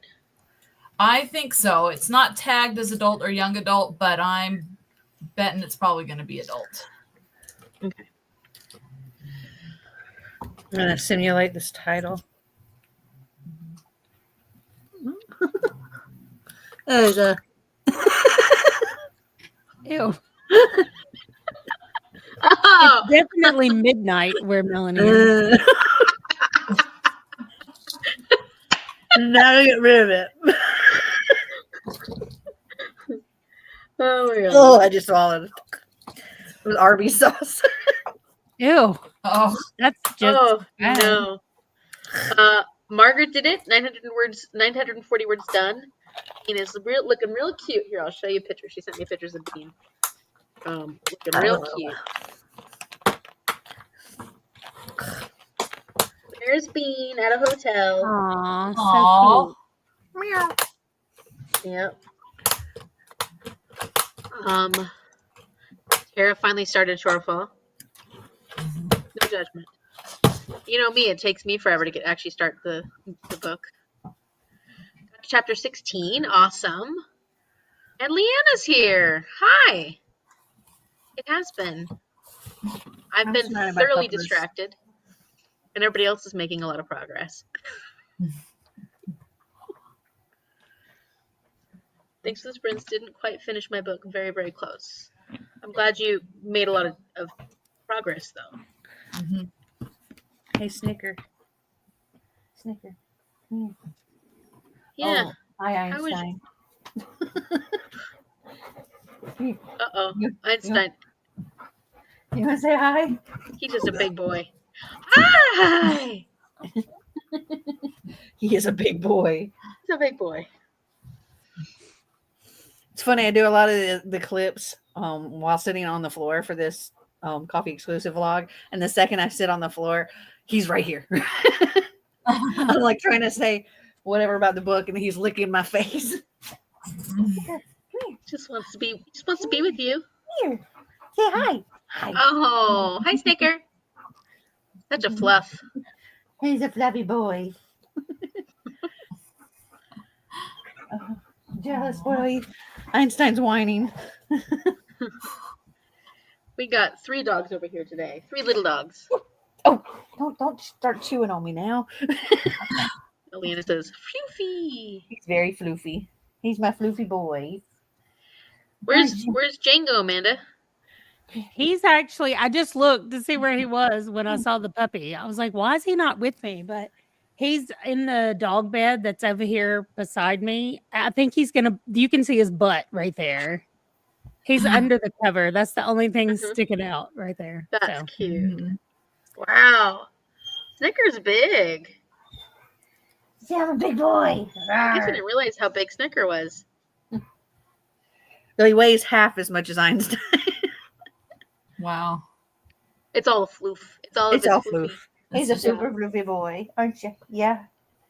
He's my little spoon at night. That's cute. We had all kinds of wonderful animal visits during this video. He's the littlest spoon. Where does Einstein sleep? Right outside the bedroom door. Okay. He guards the bedroom. Oh, that's cute. And then Bella, she sleeps on her little throne. Got her princess bed. She's a little princess. She rules this house. The littlest one. Yeah. The littlest, most ferocious one. Yeah. Isn't that always the way? Actually, yeah. Yeah. not necessarily at our house, but You want to see Snicker's favorite toy? yeah. It looks like him. Yeah. Oh, that is so funny. He's like, I'm gonna chew on myself. We came across one when we were in, I think it was in Paris, and they were having this. I believe it was Paris. There was this huge, almost like a yard sale. Like people set up all their stuff down like this long street, and somebody had this little box of toys, and they had one of those in it. Mm-hmm. He loved that thing. He carried it with him all over the place. He was just walking around Paris with it in his mouth. And like he didn't tear it up or anything. And then as soon as we got home, Einstein destroyed it. Like in the day. And so I went online and I had to order one off of Amazon. And then I've ordered him more since then on Temu. I was like, Einstein kills it too fast. Mm. But Snicker will just snuggle it.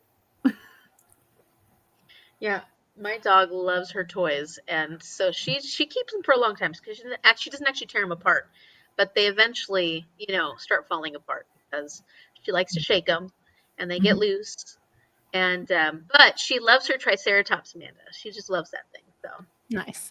yeah, but she's pretty good with them. But when other dogs come to visit, then she's like, oh no.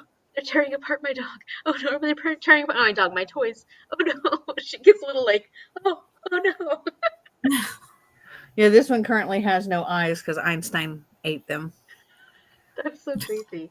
Yeah. And oh my gosh, like I'll hear like the last time he got one of the eyeballs off, I heard him like start crunching. I'm like, no, I'm trying to pry his mouth open. He's like swallow his mouth as quickly as he can. Yeah, he eats them. I'm like, you little turd. He eats everything. Oh my goodness. Does he chew on everything? No, Or just toys? just the toys. Yeah. Yeah, he's like the way Marty describes our animals is we have a crazy one-eyed Chihuahua. We have an Australian Shepherd with an eating disorder. And a pretty cool dude. A pretty cool dude. That's cute. Oh. No eyes. Definitely cursed. Yeah. It's a cursed doll. Oh, Cursed stuffy. How'd it go, Paige? Good. The in-laws popped around. We've got a new bub in the family, so yeah. Really? Ash's brother's wife had a baby on Friday. Mhm. So Oh, they've random. come over to visit. Yeah. Yeah. So his mum and dad came over to visit and then was like, we'll pop in and say hi. And I was like, hi. Surprise! I don't do good with pop-ins. My mom did that to me once, and I don't. She hasn't done it again since because it instantly just stressed me out because I start worrying about everything. Like, oh, the house is a mess. Oh, yeah. Mhm. Or if I have like things that I've got planned, I'm like, I have things I have to do. Yeah, that's what for me. I'm like, but I got a live show, or I got this I'm doing already. Yeah, that's hard. I have a cousin. You haven't you well, and he was in one of my videos once, but he just shows up randomly to use our internet sometimes, and he'll just all of a sudden will come home, and I'm like, is he at our house? Like, oh my gosh, and he'll be in our living room doing VR, and I'm like, but I don't want to like deal with with any with family, and he won't go away. So it's just like, oh, he doesn't do it that often, but it's just more the surprise of it. It's the unplanned aspect of it because I may be busy or like I may need to use, you know, yeah. Yeah, my mom was like, I knew she kind of felt bad after the fact because she comes from like it's not close, and yeah, I do not do well with surprise visits. I'm like, I need to know when somebody's coming so I can plan around that. I can make sure our guest room's ready. I can make sure the house is clean. I can make sure I have open schedule or plan wearing clothes. I got towels washed for guests, things like that. Definitely. It just stresses me out if it's like a surprise. I can see that. How are we all feeling? Good. I'm good. I'm going to bed. But you That's made all it I'm almost doing. halfway through your book. I know. And 2 nights ago, I stayed up till 4:30 because I was reading. And then last night, I was like, oh, I'm going to go to bed early because I stayed up really late the night before. I still was up till 1:30 and I have to work all day tomorrow. So I'm like, I have to go to sleep or I'm going to fall asleep in the library tomorrow because it's going to be quiet. And I'm going to be like at my desk trying to stay awake. Sorry you're going to miss the author chat. I know. I was supposed to work today and be off tomorrow. But tomorrow is my coworker's anniversary. And she was like, can you switch with me and I'll work Friday and you work Saturday so that my husband and I can go? And I was like, okay. So I just felt bad. That's nice of you. Well, I'm the only like fill-in person because it's just me and her that do our job. So between the two of us, we get 40 hours, but it's split up between the two of us. So if one of us is gone, the other one has to fill in because it's just the two of us. So when do you get off tomorrow? I get off at 6 my time. So Central, 7 Eastern. You'll be back in time for the after hours. Yes, it's on my calendar already. Like, coming back to hang out. So Do we I'll have get sleep special food tonight. we're eating? Do Do what? that anymore? Do that the special food that we're eating anymore? Sure. What do we want to eat? What do you feel like? Vegemite. No. No. Listen, I'm in North That was Dakota. funny. I could probably get some kind of Scandinavian food up here, like I don't know, Nefla soup or something. But I definitely wouldn't be able to get Australian stuff up here. What are y'all feeling? What do you want to have tomorrow? They said Chinese food. Y'all feel Chinese food? I need it to be whatever my husband is willing to go pick up for me while I'm at work. So, What are you feeling like, Amy? so y'all pick and then we'll figure it out. I can Ew, finish Arby's sauce for Melanie. No, that was enough. That was you missed it, Paige. I was enacting the name of the book, like blood on her tongue, and so I had some Arby's sauce and I stuck it on my tongue, so it looked like blood on my tongue. But then I was stuck with a mouthful of Arby's sauce, and I was like, Maybe not Arby's. I don't mind Arby's sauce on the sandwich, but by itself, No, I know. it's a lot. I mean, I'd be okay with pizza or Chinese food, or I'm pretty. I'll make it work. Whatever we end up choosing. How do you feel about hibachi? Who was he? Hibachi. Japanese. Right. I just had that a couple of nights ago, but I could probably pick up sushi, but I don't know what. We don't have any local hibachi places. yeah, my son picked it for his 21st birthday party, so that's where we went. And then the guy was like, "Is it your birthday?" And he said, "Yeah." And he said, "How old are you?" And he said, 21. And he was like, "Sake?" And he didn't know what he said. My son didn't know what he said. He was like, "Okay." And dude just squirted it all in his mouth. And then he said, "Was that alcohol?" He just looked at me and he was like, "Was that alcohol?" And I said, "Yeah." And he said, "That tasted very bad." Oh my gosh. That's funny. I also don't have Chick-fil-A. We don't have Chick-fil-A either. There's not one up here. I mean, what if we just say Japanese and it can be either hibachi or sushi or whatever we can pick up that is Japanese. Or it could be ramen if people, like. Yeah, mine might have to just be ramen. If you want to do that, we can do Japanese. I can order some sushi or something. Or I could just have some leftover hibachi because I have leftover hibachi from the other night. Yeah, which is why I thought of it. Let's do that. That sounds good. Yeah, if I had any left over, that's what I'll be eating. I asked him for like double yum yum sauce. And then he saw me like about to pour it on my rice and he was like, "Wait." And he grabbed that whole bucket and just like poured it all over my food. I was like, "Thank you so much for that." Love yum yum sauce. What is yum yum sauce? I don't know, but amazing sauce. It's yum yum is all I know. It's yum yum. Is yum yum? Have you been to the hibachi place where they cook in front of you? Yeah. Okay, and they always fill up these two little sauces. One is a ginger sauce, and one is like a pinkish brown one. It's like a that's creamy. yum yum sauce. Oh, I didn't know it had a name. Yum yum sauce. You can buy it at the grocery store, but it's thicker at the grocery store. So I like to add a little bit of water to it and mix it up. Oh my gosh, I had to stop buying it from the store because it's a little too yum yum. So. There's one restaurant that we get hibachi from. Sometimes you can order a bottle of their yum yum sauce, and it's like the restaurant's yum yum sauce, and it comes in one of those plastic bottles, like they do the ketchup or whatever, and yeah, like the plastic squeeze bottle. Yeah, that's bad. Yeah, but I would end up like I'd buy a whole bottle, and then like half the bottle would sit in the fridge forever, and then I'm like have to just throw it away. Oh no. Every time I bought one, I just ate it in like 2 weeks. I did rice as many times as I could figure out how to do. And so I could put yum yum sauce on the rice. So I once heard that it was like ketchup and mayonnaise and something else. For sure not that. Yeah. But I like ketchup and mayonnaise, and it doesn't taste like that. No. Ketchup and mayonnaise. You're talking about the base of the Utah fry sauce. Yes, I love it. I love fry sauce like that.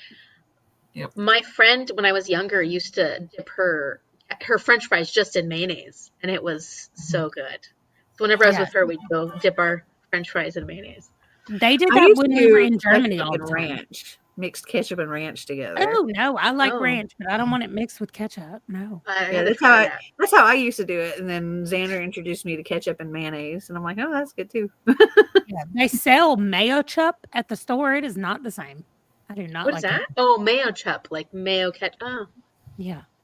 Yeah. I don't know why, but that sounds gross. Yeah, it was real. I know what it is, but it just sounds really. I was like, oh, they did it for me. I don't have to do it. And I bought that thing, and I was like, nope. I ate one bite of it and threw it away. I was like, that is awful. I'm not doing that. I think it's because every person has their like just a certain ratio that you need to have it at. Yeah. Like Xander and I, we're different ratios. Like different ketchups taste different. I love McDonald's ketchup, but I don't love other. There's certain ones that are more sweet, certain ones that are, so different ketchups just taste different. So if it's going to be like, it depends on the different mayonnaise tastes different too. So like if it's mayo chup is what it's called. Mayo chup. It just may be bad, like you said, proportions, but also just different flavorings. Also there's the whole mayonnaise Miracle Whip situation.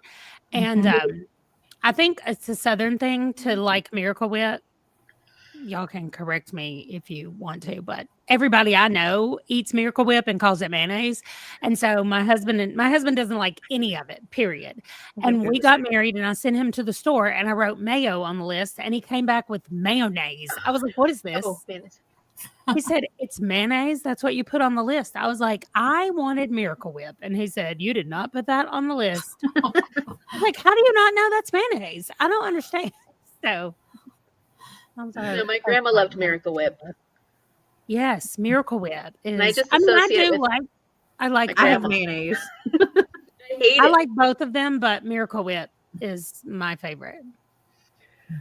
I honestly just get whatever the best deal is. It's usually some kind of actual mayonnaise. I'm the only one that eats condiments in this house. They don't want mustard. They don't want mayonnaise. They will eat one of them. Will eat ketchup.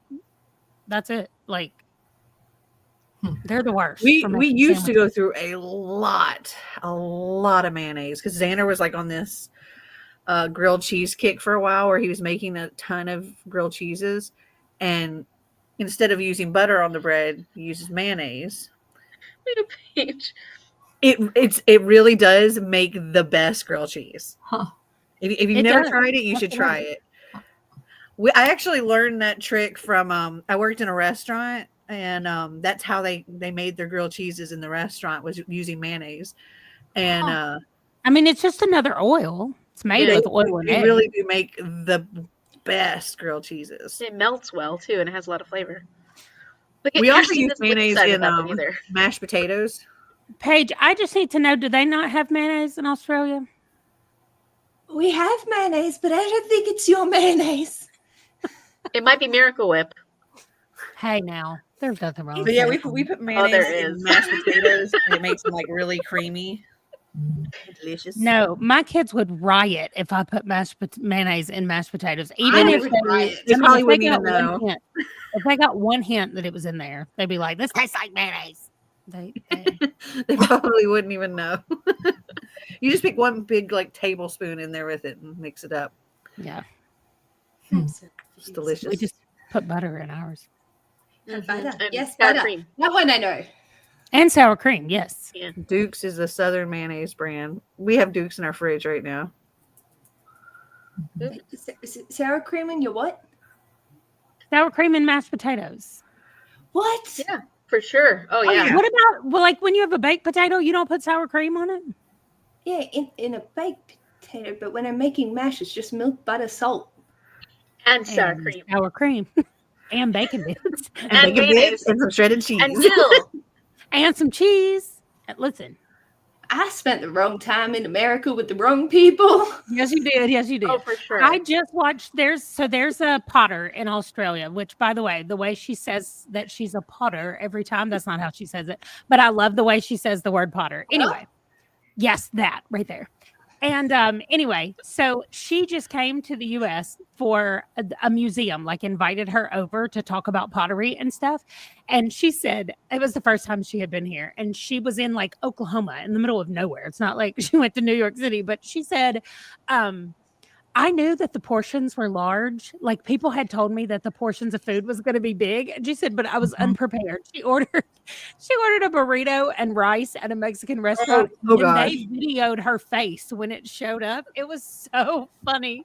Yeah, I mean, the burritos are like freaking the size of your head. It was so funny that she was like, I just didn't realize. I didn't realize how big the portions would be.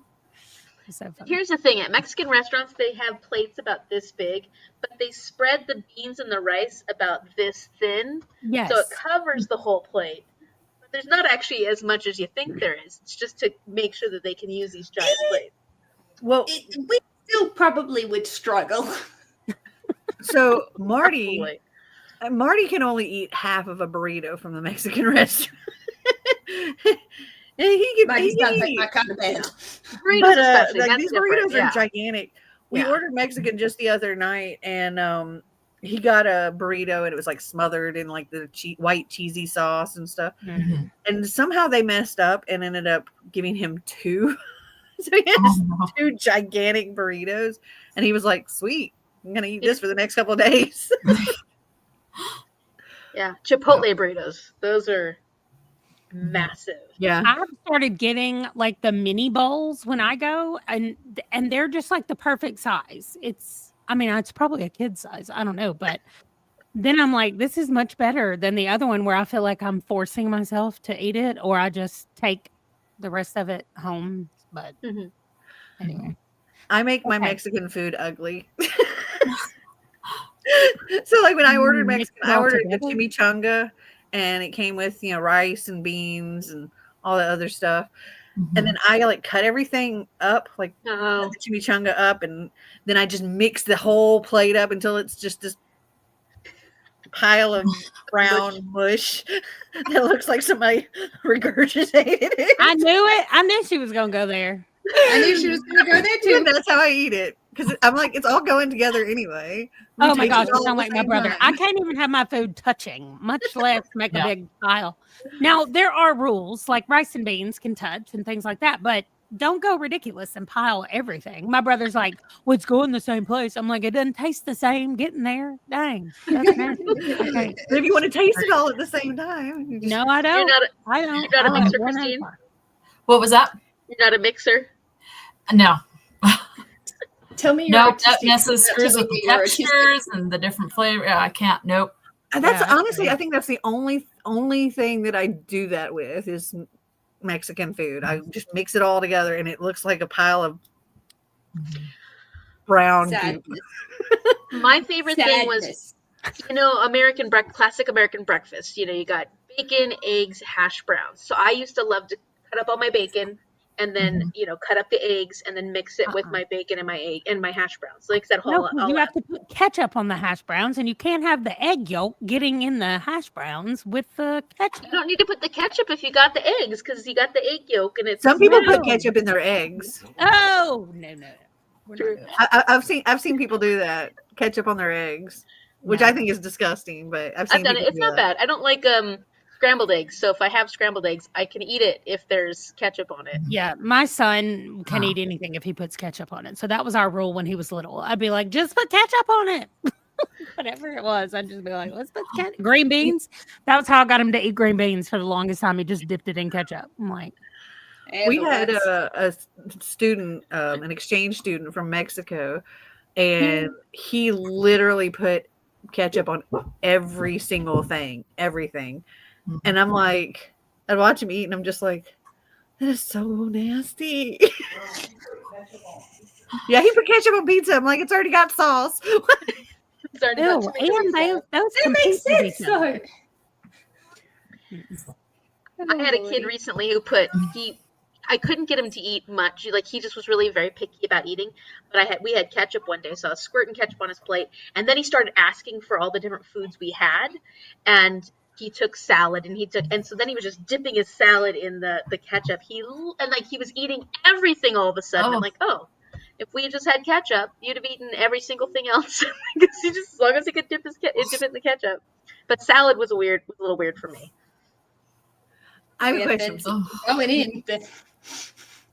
Yeah, if he Okay, what is something that y'all have on pizza in Australia that you might not find in the United States?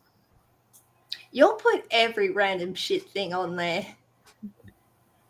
How would you put Well, Vegemite on okay, pizza? I asked- You mean like the Hawaiian pizza with ham and pineapple? Love It's that. like, Yeah, do y'all have that? I love that. yeah. No, that's Um, gross. I'm not doing it.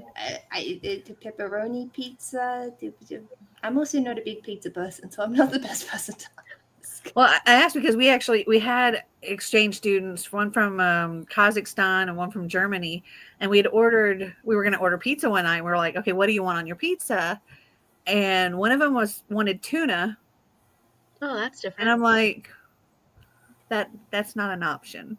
And they're like, you don't have What do you tuna mean? on your pizza, And then the other one wanted hot dogs, because that was apparently what they thought of as an American pizza, was hot dogs on their pizza. I'm like, that's also not an option. We don't have that. I've seen some things. I've seen some things But- on your pizzas. That's what I was going to say. To all fairness to Paige, there's a pizza place down in Louisiana, not far from my house. There's a few in Arkansas, but also in Louisiana. And they have two different pizzas. One is called Sweep the Kitchen, and it has everything on it. So like all the vegetables, all the meat. So instead of calling it like Supreme, they call it Sweep the Kitchen. Then they have one that has everything plus all of their, I guess, food from the bayou, we will say. So it's got like shrimp I mean, I'm pretty sure and we have crawfish, and it is called Sweep the Swamp. So they have a Sweep the Kitchen and Sweep the Swamp. Wow. They their really aren't pizzas. making that appealing to I don't like outside. vegetables on That my sounds pizzas, good. so I'm not eating any of that. My mother loves them, but not me. Well, on the East Coast, clam pizza is really, really popular. You know, And you'll ask what we do down here? Well, I was wondering if y'all have anything that's like very much not what we have. fun and unique. Like hot dogs, Not that I- like Vegemite pizza. Yeah, like No. Vegemite pizza. We have Nutella pizzas. Oh, okay, I could eat that. I like sweet pizzas. And there's Mayo a and place called corned beef. Cece's that has like an apple pie pizza. It's really yummy. It's like almost like it's like a pizza crust, but then it's got like the apple pie filling and the And then like the- a crumble on top. crumble on top. Yeah, my mama likes those too. Are we all getting hungry or something? Brought up the food Must about be. tomorrow. Oh yeah, right. Japanese. That's right. Japanese food. I really had a hard time in Japan when there was mayo and corn pizza. Ugh. That sounds disgusting. I've had one of my favorite pizzas is taco pizza, which has, ground beef and it has corn on it. And it has lettuce. Lettuce, has like a crema sauce on top, has tortilla Yeah. chips on top. So I've gotten a lot more like my favorite pizza recently is a chicken Alfredo pizza that's got the white sauce and Mm. chicken and cheese on it. Yeah, that's been one that I've been eating because I mean before I was like a purist. I just wanted pepperoni pizzas and that was like all I would do. I like the And spinach so- Alfredo pizzas. Oh, yeah, I don't There want was this- vegetables on my pizza. Even Mhm. spinach. there was this place in California that was like a Indian slash pizza place, and so they would put like butter chicken and stuff on the pizza, and it was so I just had So- butter chicken so for the good. first time in my life. There is a Nepalese, I don't know how you say from Nepal, right? Yeah. Nepalese Yeah, Nepalese. That's right. restaurant, and it's called Base Camp, and it's here. And everybody was like, "You need to go try it." And I was like, "I don't like spicy foods." They're like, "You can just tell them no spice," which I did. I was like, Mhm. I'm gonna need it to be 0 level spice. And so I ordered butter chicken because it was on the kids menu as well. And I was like, okay, that's my safest thing to order. And oh my gosh, I came home and I was like, Ron, I know where we're going for date night next time. Yep. Hot butter chicken pizza. Wow. Mhm. It's so good. Yeah. Because you eat butter chicken often with naan, and naan is very similar in texture to pizza, pizza dough, pizza Yes. crust. I So can like, see that. Hmm. I bet that would be good. I would try that. so good. Sorry, Jack. Megan's hungry. Corn and mayo on everything, including crepes, is usually marketed as an American dish because of elote. Oh, interesting. Okay. That's something funny too. Like Spanish, the right? things that Mexican, rather. in other countries, things that are like, this is American, and we're like, that is not American.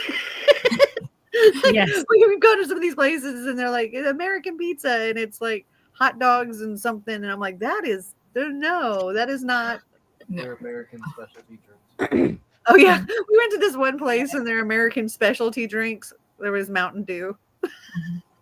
Nice. That was an American specialty drink. We're like, oh, okay. We lived in Turkey for a couple years, and we would go to these markets in some of the larger cities, and the men would be standing there like trying to get you to come to their booth and buy things, and they would look at us and be like, "Oh, clearly they're Americans," and so they would start yelling like, "Cheaper than Walmart, better than Target," like. Cute, actually. I was like, oh my gosh, love there's that. not a Walmart or Target in this whole country, and y'all over here yelling. That's pretty cute. That's funny. But they were probably still right. Oh yeah. Oh, they were sure. definitely right. You want It For was sure. cheaper and better, for sure. So, I grew up. My family's from Washington, but I was raised and grew up and born in California, and so anywhere you go even across the U.S., California style, it's always going to have avocado on it, and I'm like, but didn't invent the avocado. It's just kind of funny. Like that's California is avocado.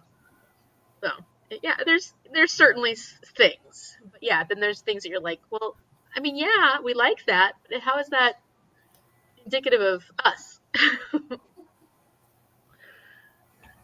Yeah. From all the exchange students that I've had, one of the things that they do is towards like the beginning of the year, they talk about like we all come together, like the host families and the students and the people running the program and everything, and they talk to them about what are some of the things that you believe about Americans like before coming here, and kind of what's the word that I'm thinking of,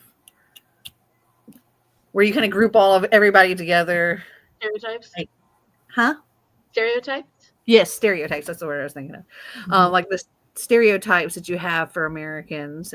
And one of the biggest ones is they're all fat. They all eat too much. They eat nothing but fast food. And and the some of the other things, and it's just like, and then they go and they live with these families, and then they see, and then at the end we also compare, like, okay, here were your thoughts of what this was in the beginning. What are your thoughts now? Did it change quite a bit or no? Yeah.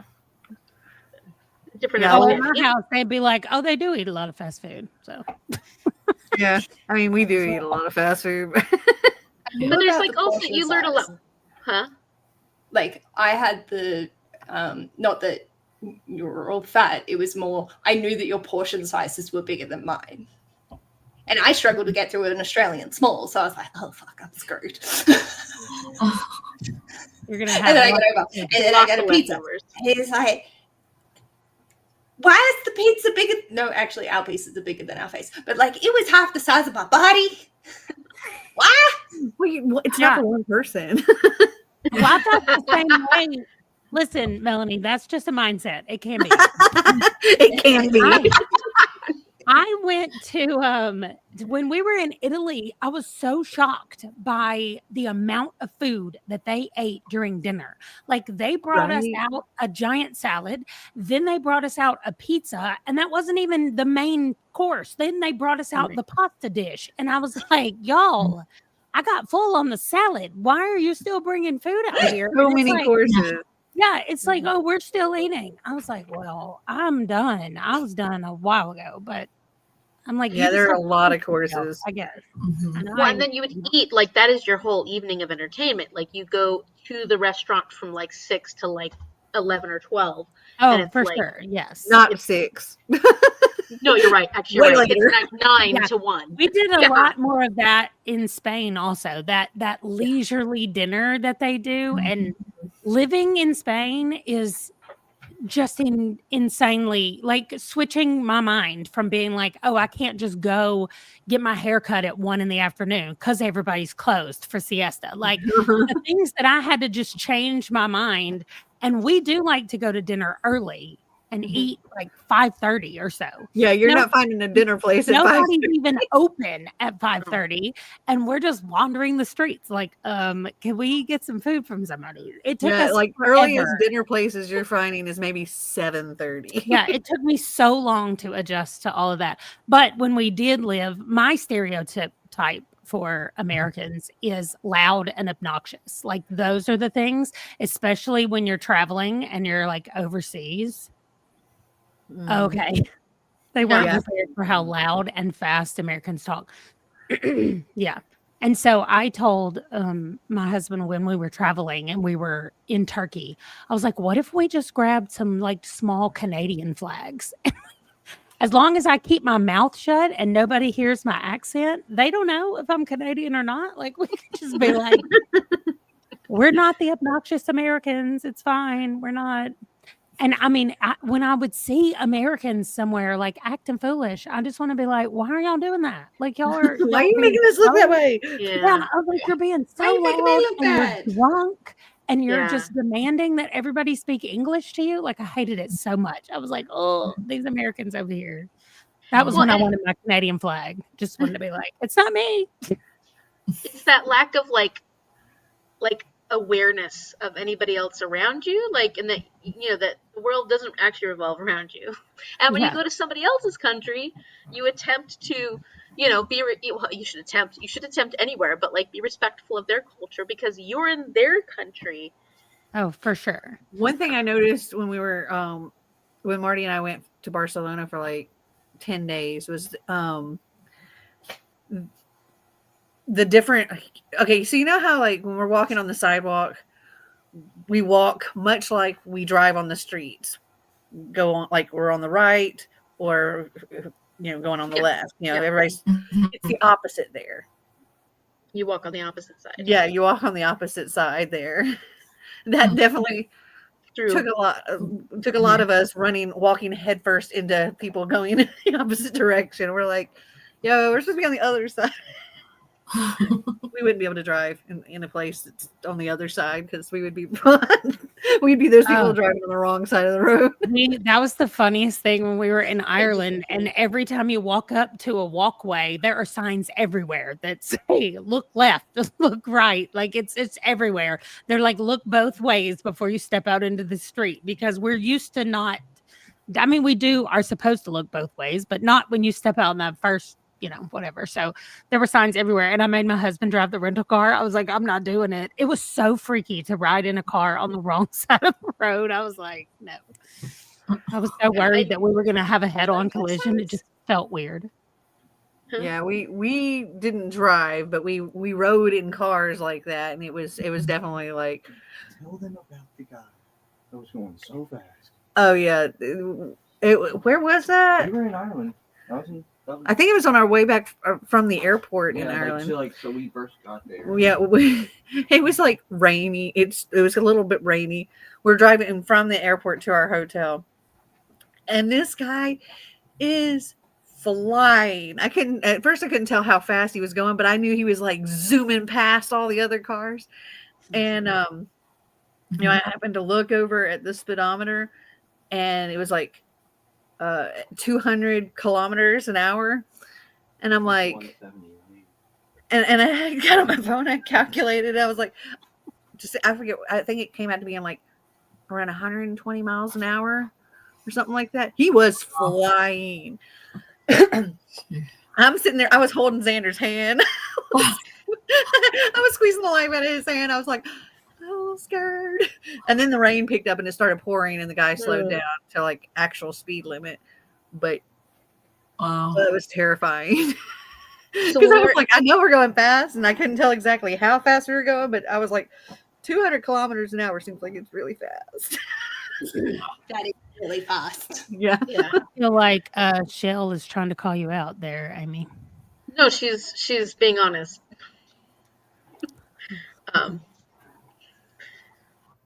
You better be, Shell. No, I've driven in a lot of crazy. Oh, is she making fun of me? Yeah, she's making fun of me. But it was nighttime and it was raining, and the road came out. Not the road. So it was like it went like this. It went out for some reason. I think it was like for a parking lot or something. She's being honest. Yeah, no, I'm actually a really good driver. So that's something that I've always gotten car sick. So I just prefer to drive. So in any situation, I prefer to drive. Like I will be the person and that wants to drive. And if people say they want to drive, I'll be like, no, it's okay. I'll drive. So, but I did hit the side when it was nighttime. It was pouring rain, but I don't think Shell was on that trip with us. Clearly not. Ugh. Yeah, I was getting back scratches. But I was going back to what you're saying. In the UK, we did this tour where we were on a double-decker bus, and the roads were very narrow, and there were cars parked on both sides of the road. And the double-decker bus was going so fast through these small, teeny little narrow streets that when you look down the side, he was literally this far away from the cars he's passing by, and he's going super fast. And I was like, holy crap. It was very, very upsetting because you're like, what if somebody pulls out? What if a bicyclist is trying to go by? Like, it was very frightening. Yeah. There was this thing in Dublin. I hadn't seen it anywhere else, but Xander had told me about it. That it's in other cities like New York City and stuff like that, and it's just in like certain cities around the world. And it's this portal thing, and it's like a It's the only one It's that like an exists right now. It's art Dublin, in- New York, kind of an art installation type thing. Oh, it's just Dublin in New York. for right now. For right now. And so when you're looking into it, you're seeing from the other portal.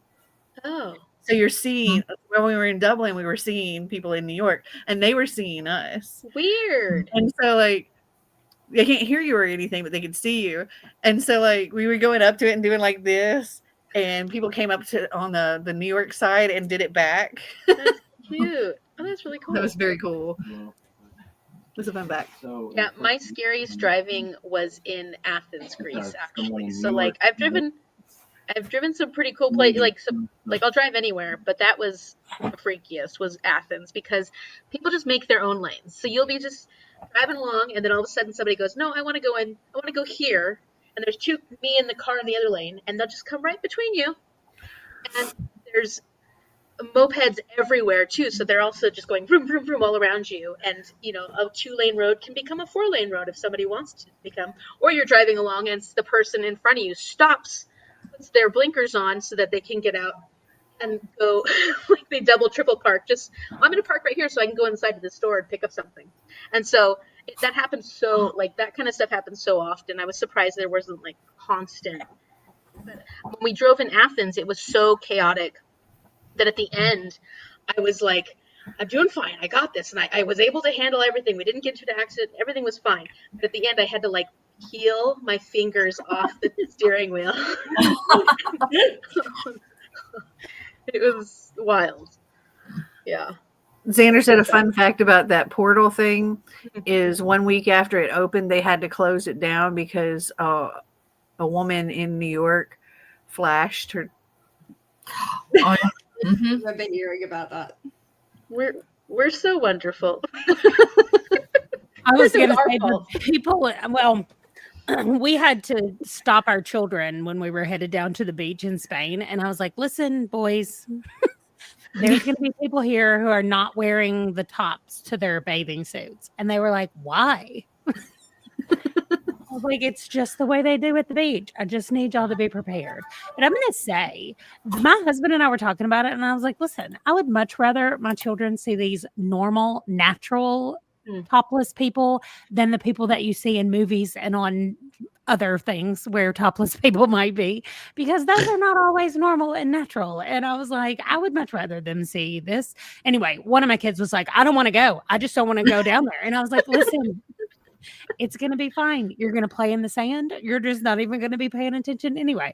But oh my gosh, as soon as he found out, he was like, I don't even want to go. I was like, we're going to the beach. But anyway, we had to have a little discussion with my little preteen boys before we headed down to the beach. But Back in gosh, what year was it?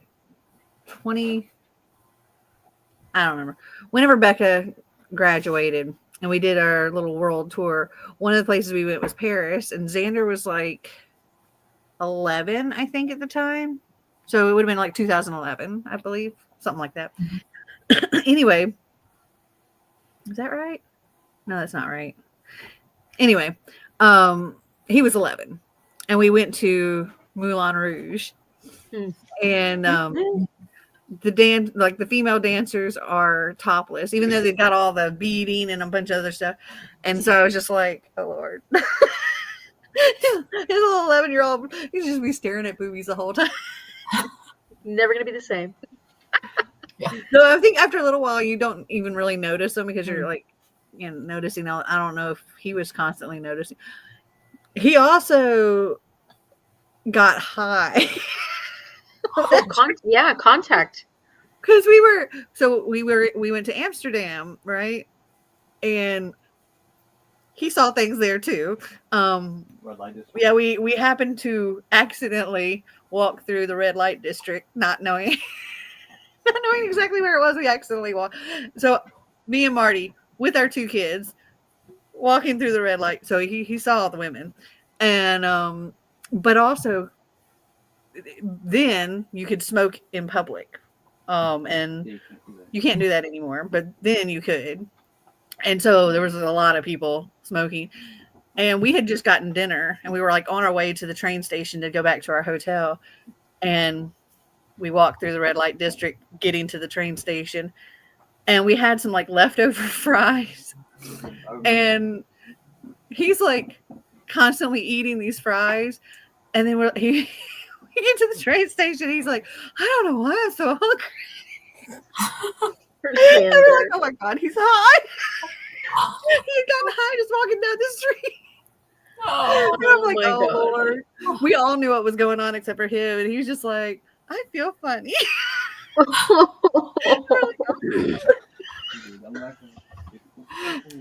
Oh my goodness. Yeah, that was my Airbnb that I stayed at in Portland. We'd done it, and Mum's like, I don't know if that's gonna really be your vibe. And I'm like, no, it'll be fine. Like, it looks really cool. Dad's like, yeah, like, go for it. That looks amazing. Like, you'll have a glorious time. I get there. The dog's fucking high. I can feel it seeping out of my pores, and I was there for all the 5 minutes before I go, I've made a decision. So I sprint to a Walmart, and there's a Starbucks there, and I am sobbing on the phone to my mum going, I can't do this because I'm like, that's not my thing at all. I'd never been any of that, not my thing, not in any way, shape, or form. I was like, I cannot stay there. I will be off my tits. I have no idea how this is going to impact me. My uncle has pot-induced schizophrenia. Like, I don't want that to happen to me. I can't stay at a pot house. And I'm like sobbing to her. And so she calls up this like hotel and is like, can she get in? And they're like, is she over 21? And she's like, in like 2 weeks. They're like, no, she has to be over 21 to be able to check in by herself. And so Mum had to, and she couldn't book it because she was in Australia, which was ahead, so she was in the next day. Anyway, so she ended up getting me in, and I'm just like, thank you so much. Oh my God, I can't. And I could still recall like on my phone. And I was there for like all of 10 minutes, and I was like, nah, keep the money. Like, I don't care. I just, nah. And she goes, Stephen, you said it was a good idea.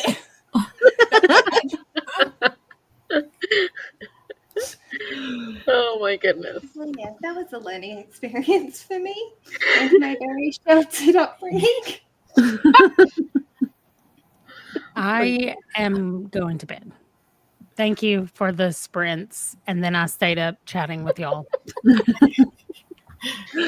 And now, Okay, let's figure out what our sprint is, and then we'll say our goodbyes. okay. Yeah, I'm going to read as I go upstairs and get ready for bed, but 30 minutes. Is good.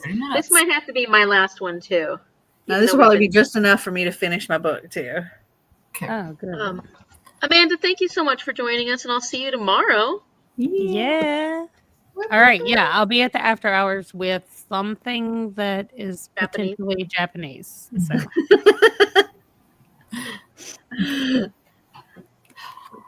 All right, let's see. What's that going to put us at? Let's just go to the half hour. Yeah. That'll be 1:30 in the morning for me. Oof. Oh God. We did a good job talking. But we always do a good job talking. Nothing new. Yeah, nothing new. All right, well, happy reading, everyone. Hopefully you get it all done, Melanie. Yeah. I've only got, 35 pages. I got this. Oh, You do. Christine, what are you reading now that you DNF'd? You're reading the other one? Yeah, I'm reading Blood on Her Tongue. That's right. I don't know why I keep forgetting that. You told me that multiple Yeah. times now. 25. Yeah, already the writing is so much better than the other one, and so this I ordered her other book that she's got out. So Oh, good. Yeah, I put that on my. Was that my 169 book show? Let's just double check. Let's make sure. Also, It I want to was! see the very appropriate shirt I'm wearing for 169. this. It's fall, y'all. What? For my spring into reading-a-thon sprints? Oh my god, it's fine. Just be gay. Yeah. Okay. All right, happy sprinting, everyone. all right.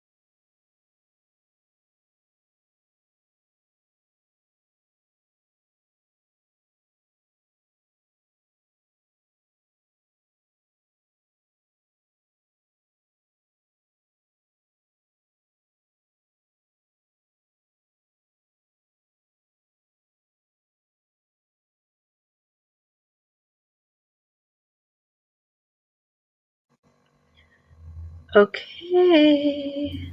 Welcome back. Hello. Try not to freak everyone out. We got a Xander here. Hey, Xander. Oh, he wants to show off his hat. He did this. Oh, how cool. And then, That's cool. That's really cool. Oh, yeah. The metal piercing. Awesome. He's a cool dude. So I finished my book. Oh, yeah. How'd it go? Yay. So pretty much the majority of the time I was reading this, I was like, I'm not going to continue the series. Mm-hmm. But the way it ended kind of makes me want to continue. It's funny, the ending is kind of like a watered down Carrie light. Okay. I think there's a little bit of a slightly supernatural thing where girls like can control something with her mind, maybe. Mm-hmm. Spray paint. No, it was like the black is marker. Okay. But what's the white? So let me explain. The white is just that's how the hat came. So the white is canvas, Oh, okay, and okay. then Okay. this is all fabric paint, and then I stuck like a ear piercing in here. So I took a needle and I poked it through the brim, and then I put it in there, and then I sewed it in, With some metal and then thread. I embroidered my signature into it. It says my artist name on the inside. Oh, that's so cool. Oh, Okay, yeah, cool. I see. So you use the black to make it look like that's what I was wondering about on the brim. I mean on the this part. Oh yeah, this is just fabric Yeah. paint shaded. Yeah. Cool. And Leanna says so too. Yeah, he's a cool dude. Yeah. For sure. Working on a row in my book. Hello. Book blanket, and then tried to start a book. I feel like I want to make one of those one day. But gosh, like Something. I'm just thinking about, like, for example, I've read since Wednesday 6 books. That'd be a lot. Yeah. Like a genre one or something like that. Or maybe like the star rating or something. Oh yeah, that would be cute too. It would be mostly like 3 a whole blanket with a couple of lines of other. Let's see. Maybe you should make yourself. Oh, you could read 2 whole books at one. Add 1 book to your challenge. I don't know who Shell's talking about because she's certainly not talking about me. Hey y'all.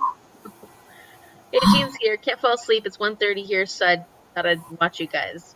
You're on the same time as me.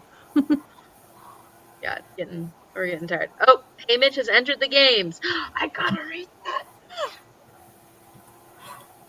I read the songs and like snakes and songbirds or Songbirds and snakes.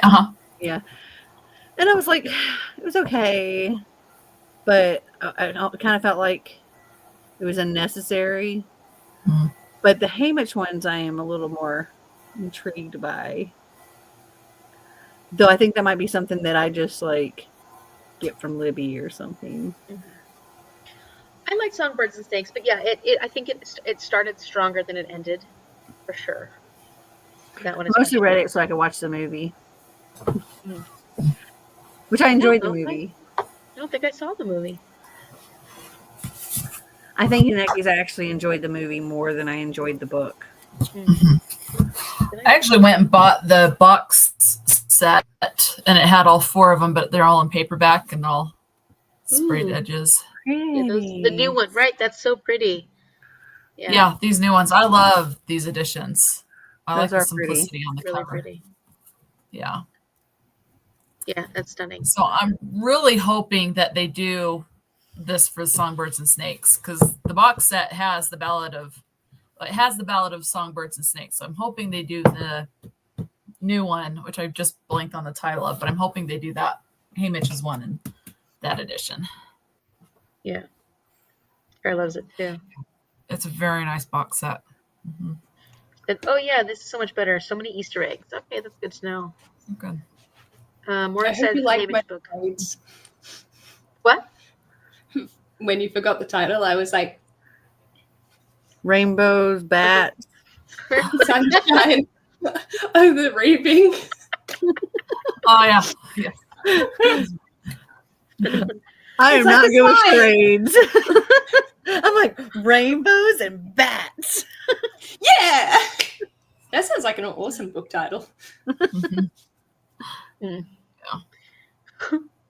Oh, got my row in my book blanket done and got 5% to Vampire in the Bathhouse. Mm-hmm. Awesome. Rainbow bat. I mean, I am going back to my Pride Festival, so Oh yeah, you're yeah, gonna we'll go back. definitely do. Yeah, I did the march this morning, and then they had like all stalls in a communal area, and I Nutbush. was just like in the nut. Bush. And then tonight, starting in 25 minutes, is the street party. So Ash and I are both going to that, but I don't know how long I'm going to last. Yeah. My social battery is teetering. Yeah. But at least you live close enough that you can, go and come back home, and that's kind of nice. Yeah. And they were doing pass out. What? Wristband? Not pass. Yeah.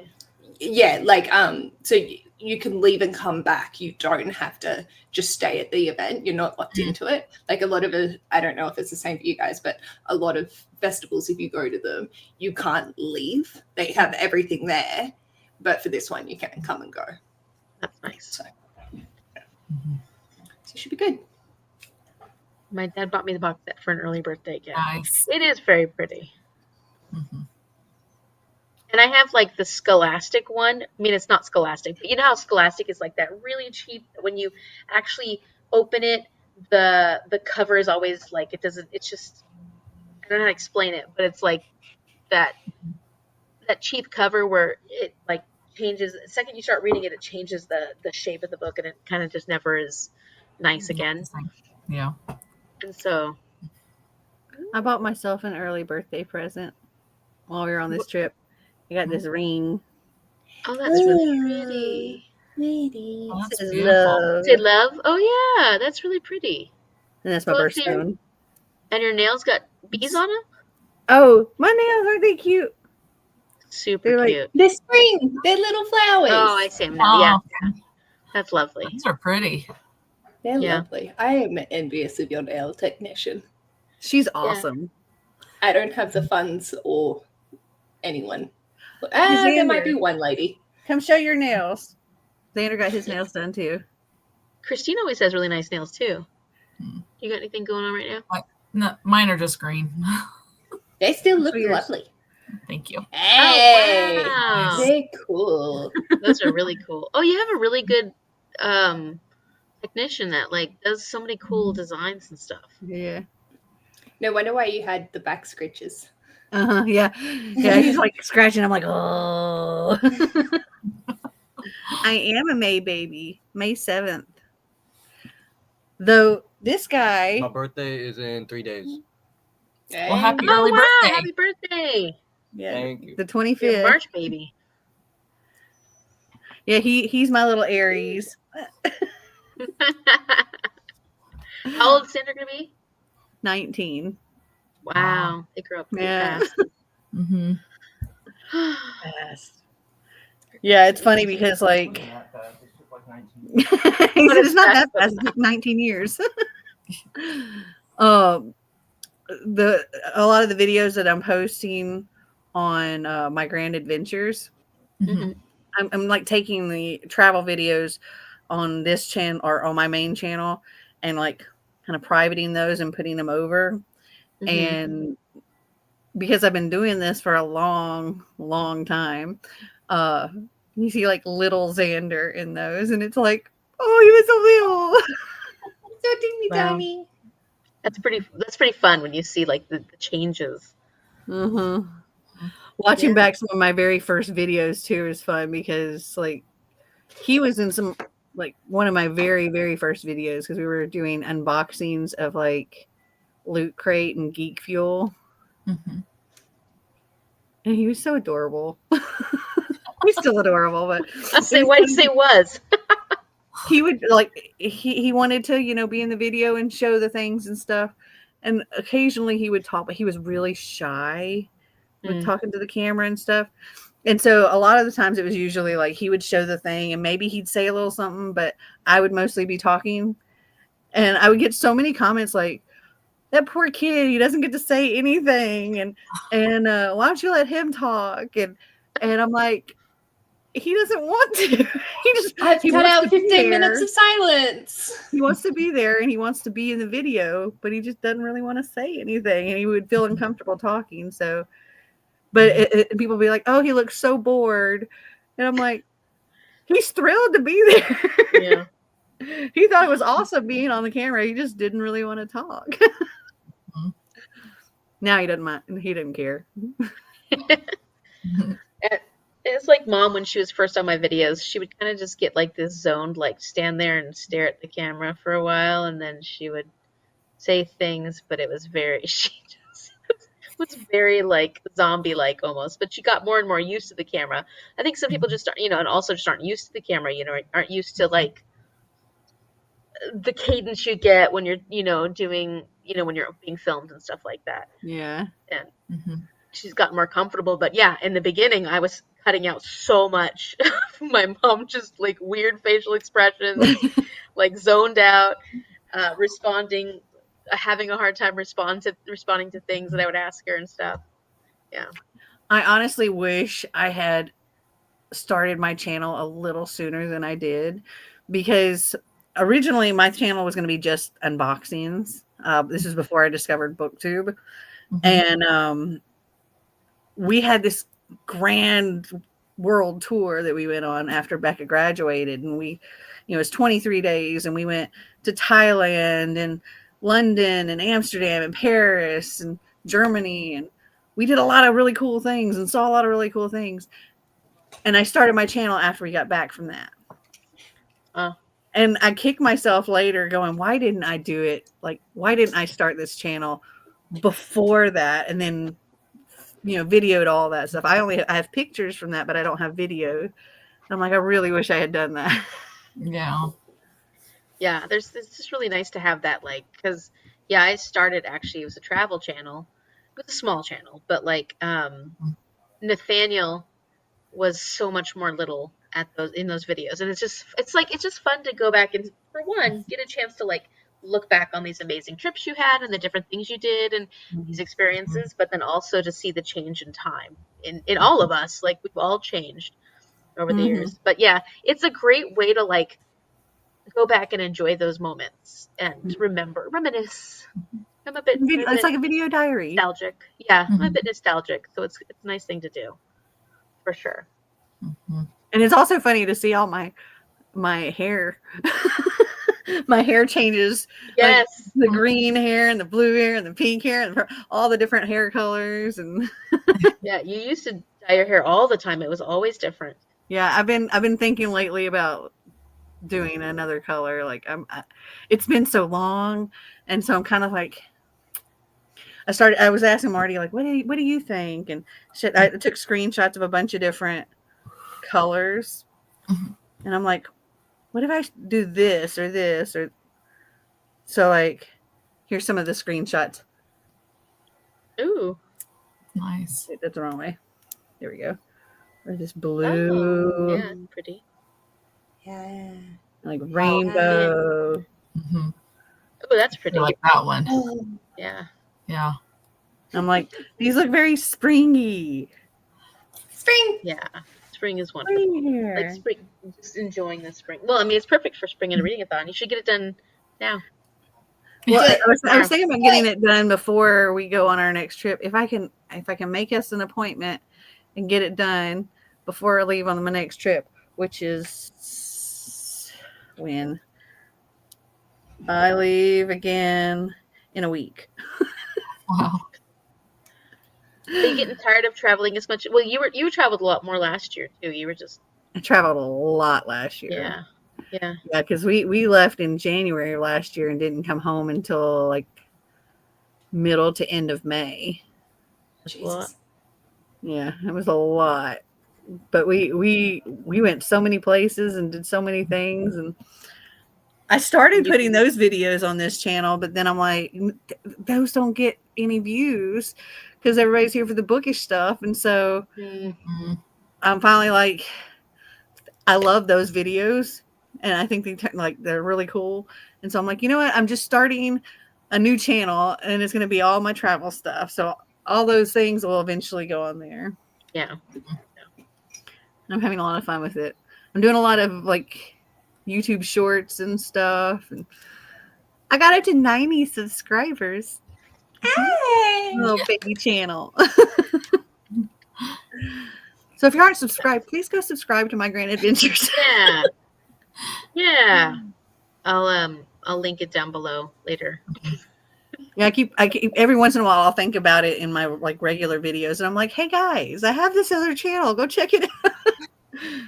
But a lot of time I forget to mention it. Yeah. All right, y'all. Well, I'm getting really sleepy. Okay. My head's starting get my to pride on. sink. Yeah. Yeah, it's almost 2 a.m. here. Yeah. Creeping up on midnight here. Yeah. And I got 2 lives tomorrow. Yes, 2 lives tomorrow. Oh. Get those It's gonna be questions great. ready. It's I a will. busy time. Yeah. And y'all come in the comments with lots of questions. We need lots of help. I think it's gonna be good. I think it's gonna be good. We're gonna be fine. It'll be great. I'm always filled with lots of questions, or I can think of. I don't want to say I can BS my way through everything, but I can. You're a teacher. You're good at pulling from those reluctant Yes. to engage them in conversation. Yes, absolutely. Oh my gosh. I thought you were an October baby like me. Oh. Thank you so much, Christine, for coming on for your very first sprints here on my channel. Yeah. Thanks for having me. Nice to have you Round of back. applause. Thank I you. do sprints again at some point. Yes.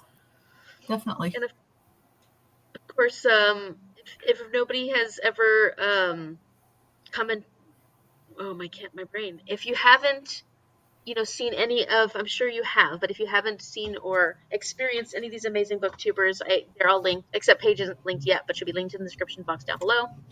And go check them out. And yeah.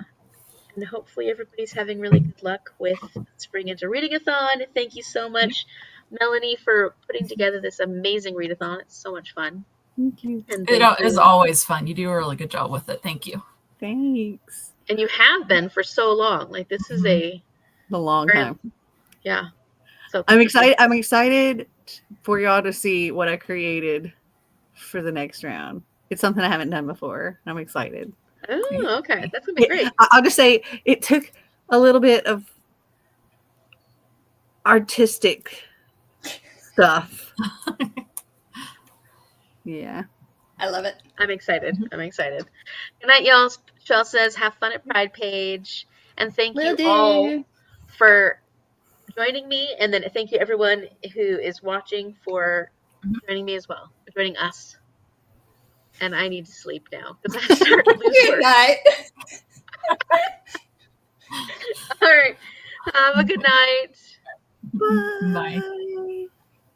Oops. Nope. I forgot to hit the other thing.